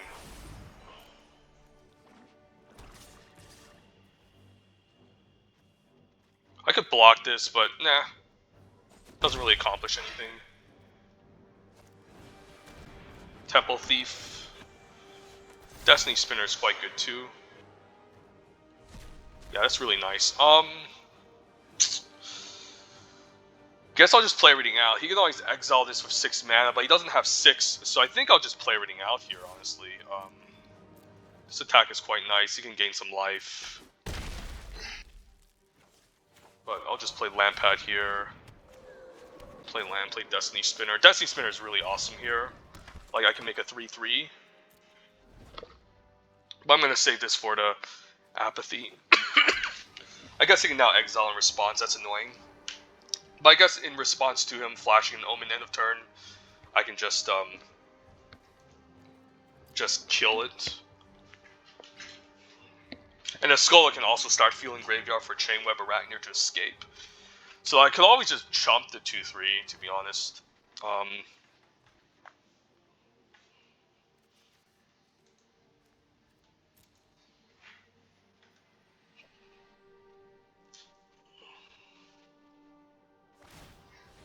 Right, so he wants to gain life instead. I think I'll chump it, like... It's not a problem for me. I mean, I can always chump it later. That's a pretty strange attack. I guess he can attack past everything since it's unblockable. Yeah, I guess I'll chump it and sack.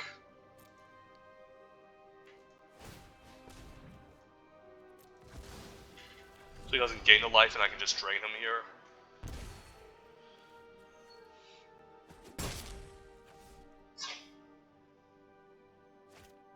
That's fine. I'm actually fine with this. Yeah, this makes me so happy. Now I can use Return to Nature.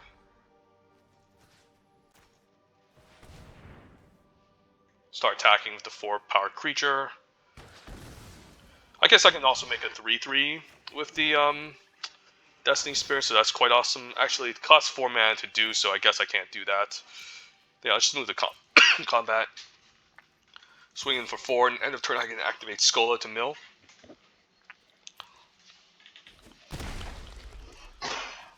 Yeah, I think I want to self-mill the Skola to get enough fuel for the Chain Web Arachneer to kill the flyer, and then I should be able to be okay.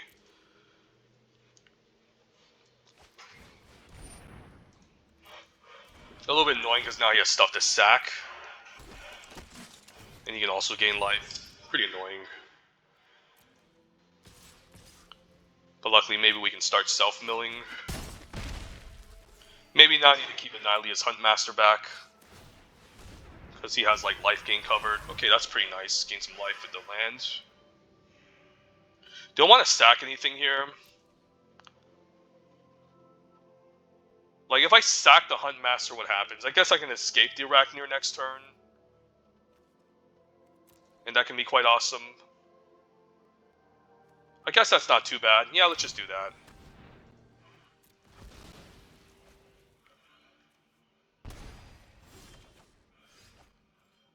Yeah, let's just Arachneer here.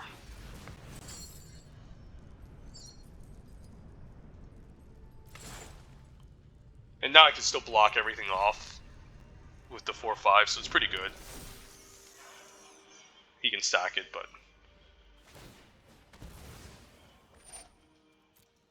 eventually I can just fight this off, so I should be okay here.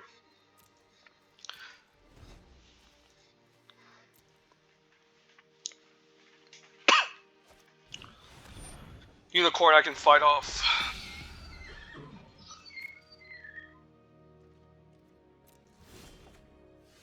Do I even want to fight the Unicorn? I think I have to. Yeah, I think this is correct.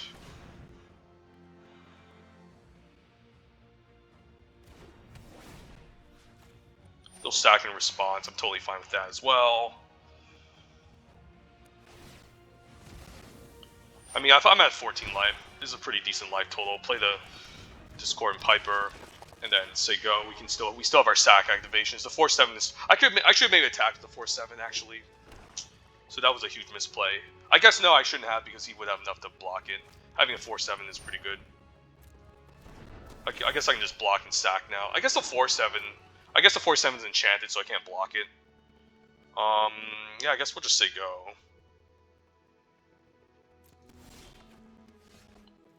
Carried it, I don't even care about. Maybe I just make a land here. Yeah, let's just make a land into a giant creature. Yeah, now this is pretty nice.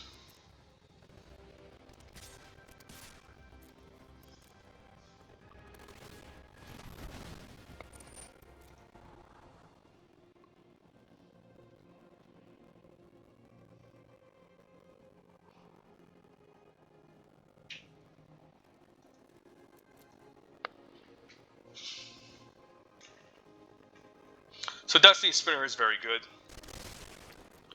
Even without Renata, it's pretty good. I don't care about the chumps here. Sure. I'll just chump the 3/1 and stack in response. And I can just keep activating again and start pressuring. It is annoying though, don't get me wrong, but we're still at a pretty healthy life total. I guess a trample was nice too, so yeah, I forgot this thing gained trample, so that's pretty cool. Yeah, it's trample, so that's pretty awesome. I guess now he can start locking my stuff down. Maybe he wants to lock down the Discordant Piper. I think I'm chumping and stacking here.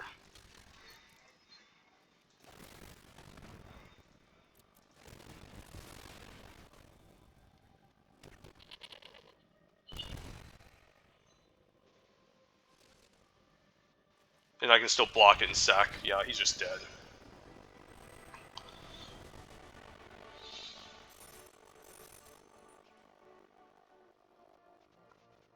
So 2 punts. And I still need 2 more victories to get to 7, so gotta wish for my luck here since I'm kind of on the back foot. But just 1 more win and we can, like, I guess I have enough to do Kaldheim, so that's pretty awesome. So let's maybe get a lucky 1 or 2 more wins here, and maybe get our reap the full benefits. But 650 gems, yeah, I guess we can draft Kaldheim now.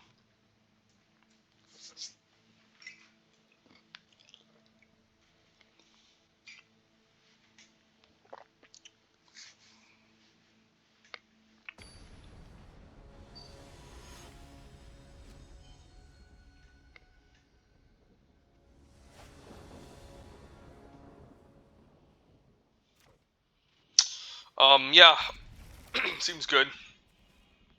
We can have 4 mana to play Caryatid as well. So, question is, which one do I play first?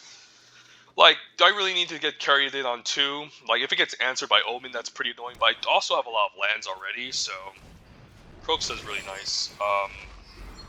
Yeah, I guess I need double black, so I guess I'll just discard a land here. And now I feel more safe to just play the Elysian Caryatid. Then we have a choice between Nightmare and first our own games next turn. If we get the Loathsome Chimera, that would be awesome. But now I need to find a way to exile Croxa.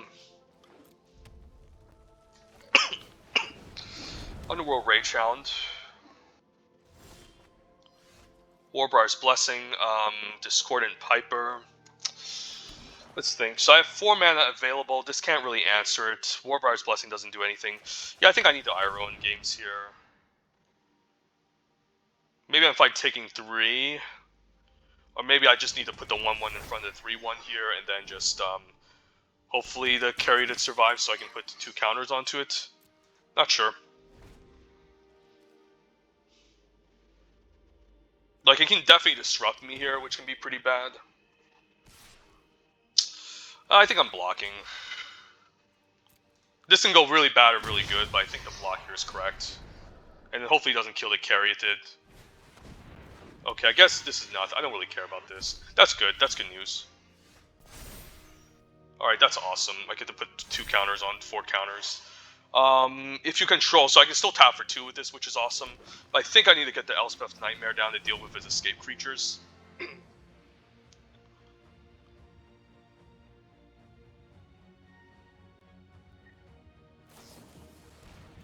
Oh, he wants to fetch back fucking Croxa. What a jackass. Okay. So I get him for 4. I guess I want to just discard Discordant Piper at this point. It's pretty bad. Yeah, Piper's pretty bad. So he can have that. Okay. That's fine. I guess this can start growing. Sure. I don't know why he decided to cast that, because I'll just exile it, right? I guess he's planning to escape it, right? I don't know why he even did that, to be honest. I think that's really bad. Okay, I don't care. Draw 2 cards, that's really nuts. He needs to exile 5 other cards. Do I just fight this? I don't think I do. Let's just get this guy out and start attacking. I think it's a huge misplay for him to... I guess he wants to just escape the Rayhound. Yeah, he might have just done that just to escape the Rayhound, which I'm totally fine with as well. Like, at least he's getting rid of his own Croxa, which this is a bigger long-term issue. But he's definitely behind now after doing this, after these 2 insane sagas. But yeah. That's very good for me. Yeah, I don't even know why he decided to cast Crokes. I think that was a huge misplay. But now I can fight this off, which is awesome. But we'll just Funeral Rites first. And milled a bunch of land, so that's pretty good. And then we'll just fight the 4-2. Get him for 8.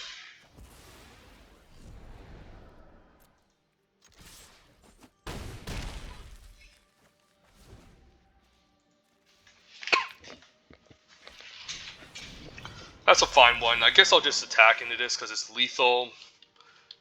I guess I can just use a Rage Scar here. Wait, I think I want... Let's tap like Civilized People. Yeah, we'll just play it out like this. Make the Caryatid indestructible, so... because it's a much more valuable card. And this trade is totally fine here. And he should be dead next turn. I can exile his Rage Hound. Sure, this can't even block. Sure.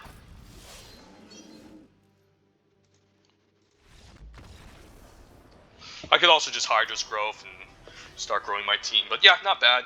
That was a pretty insane start with Elspeth's Nightmare and first our own game, so... Alright, off to the final boss. Let's get our 7th win, so then I don't have to go back and get upset with my punts. The 2 games that we lost, we punted. So yeah, I guess I don't have to be too upset. And then we can start drafting some Kaldheim Premier Draft over this bot draft, which isn't even that rewarding since it's not even real players that we're drafting with. Since bots typically can be kind of dumb, they just pass some pretty powerful sleeper commons most of the time. But yeah, let's get this final one out of the way and do some Kaldheim. No green mana, but we're on a draw. We have Lampad. This is a good hand if I have green mana. I think I'll risk it. If we never draw green mana, so what? I mean, I'm at 6 wins, so this is fine. Still did pretty good. Okay, there's our green mana, so excellent. We'll play Swamp first in case of Timuret, but I don't really want to play Timuret on curve either way. Wolful Haven's excellent, though. I'm definitely playing that, enchanting the Swamp. So then I can eventually just double spell.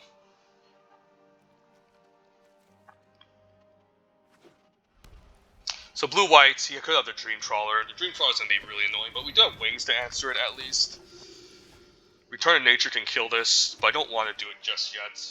Maybe I just want to be mana efficient here. Like, I guess next turn I can just I can Lampad plus wings and equip.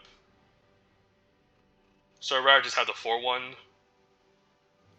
Alternatively, I guess next turn we can like... So if I play Loathsome here, I have 5 mana next turn, I can wings and equip and play Lampad. I think I want to get my Chimera out there. Not sure, I could be wrong. Because I might want to just have the Warbriar's Blessing with the Chimera. But I guess we can do that next turn too. We can just Warbriar's Blessing something, wings, and equip. Okay, this has to die, right? Okay, so I should block this to maybe find something, but I guess, okay, so what we're going to do here is we're going to try to fight this. And if it doesn't resolve, we can Return to Nature to blow him out, because he could have like the Starlight Mantle here. So let's just do that. We're going to try to fight this, and then he's going to use Karametra's Blessing, and then we're going to use Return to Nature to blow him out. If he has a stupid trick, they always have it. Yeah, just blow him out like this. Yeah, I knew it was coming. Like, they always have this dumb trick. But he still drew a card off of it and gained some life, so it's not that bad for him. It's actually pretty bad, actually. We 3 for 1. Yeah, that was a 3 for 1. That was so gross. But he still drew a card, so I guess it wasn't a complete 3 for 1. So this turn we can Timmy. We can just deploy, like, 1, 2, 3, 4, 5. Timmy and Lampad seems fine, right? Or maybe Discorn Piper. And Lampad's just better.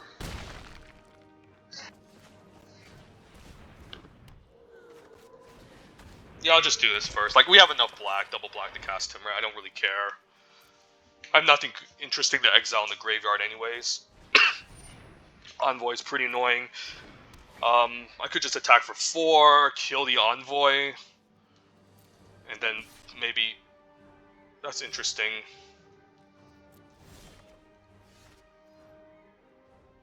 I guess I could just attack and then...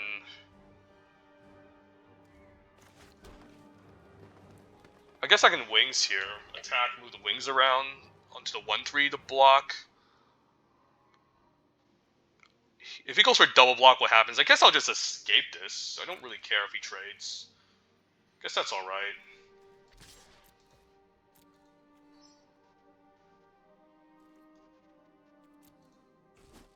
He probably wanted that to happen. Yeah, we'll just cast Timmy here.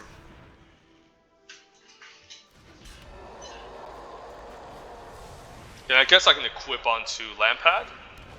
I should tap better. Now let's equip onto Timmy because he could have like staggering insights, and this can at least block any one of these, so that's fine.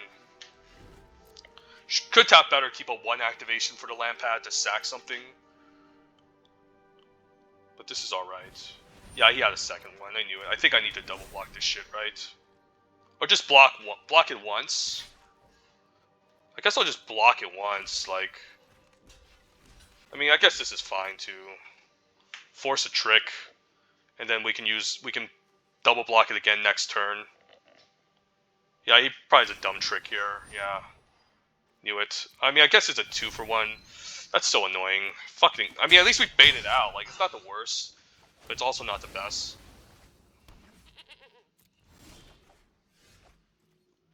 I guess I can just activate Wolf Willowhaven here. It's pretty cool. Play land, equip onto Chimera. And we'll say go. Yeah, I felt like he has these dumb combat tricks saved up. And I can just re-escape it and keep blocking. It's fine, sure. I need a way to get rid of this.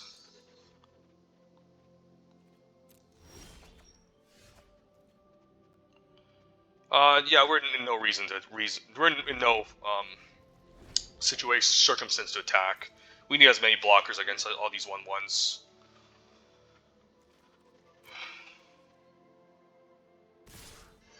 This guy's just playing like everything right.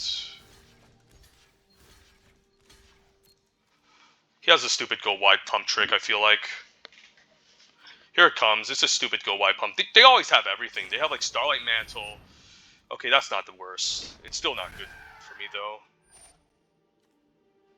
Sure, I guess I can just sack in response now, so he doesn't gain the life, sure. And re-escape it.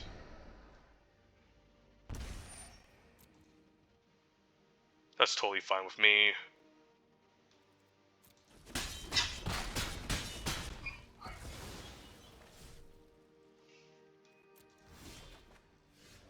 Ooh, that's a good one. Yeah, I think we just kill it now, right? Please nothing, come on. Come on, bro, please nothing. Fucking stupid. Like, fuck this game, I swear to God. Alright, you can have your stupid fucking Starlight Mantle. This guy has, like, everything. It's so fucking ridiculous. I'll just chump and sack it. So fucking annoying.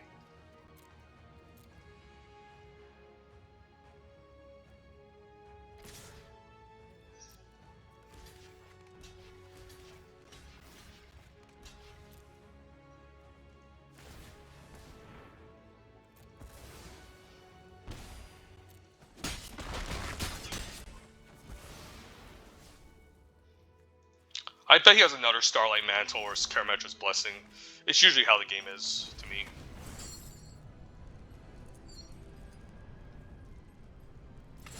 At least I can constantly escape this shit and keep bringing it back.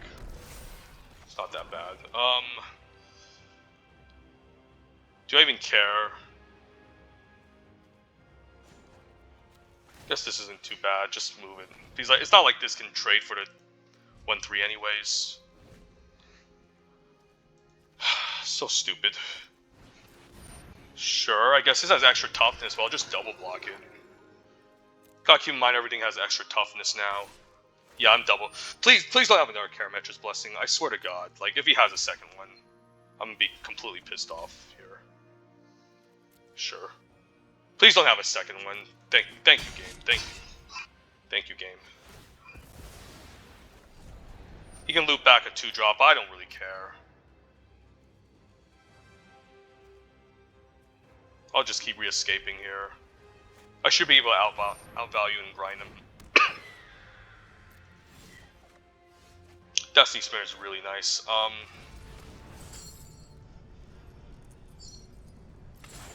And we can still play it in equip. That's really awesome.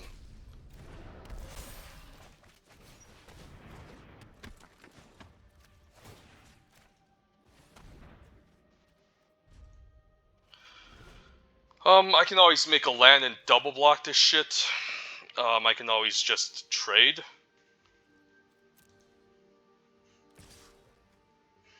Do I just take 3 here? It's not the worst.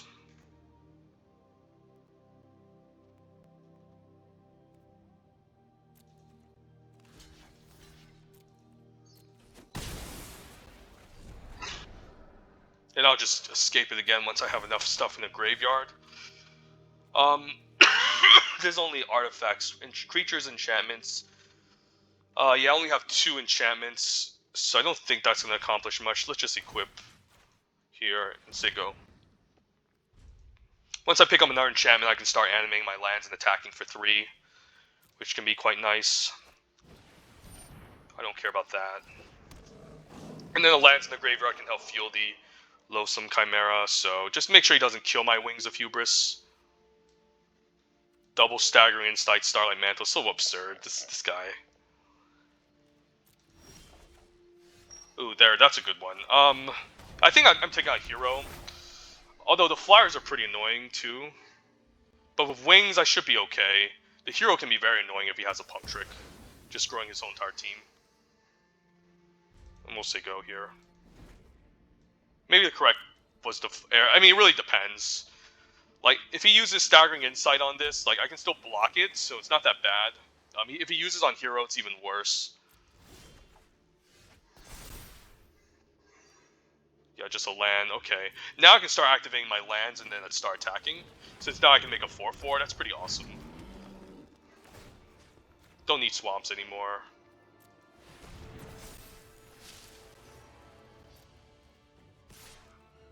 And that's trample too, so you can't really chump it.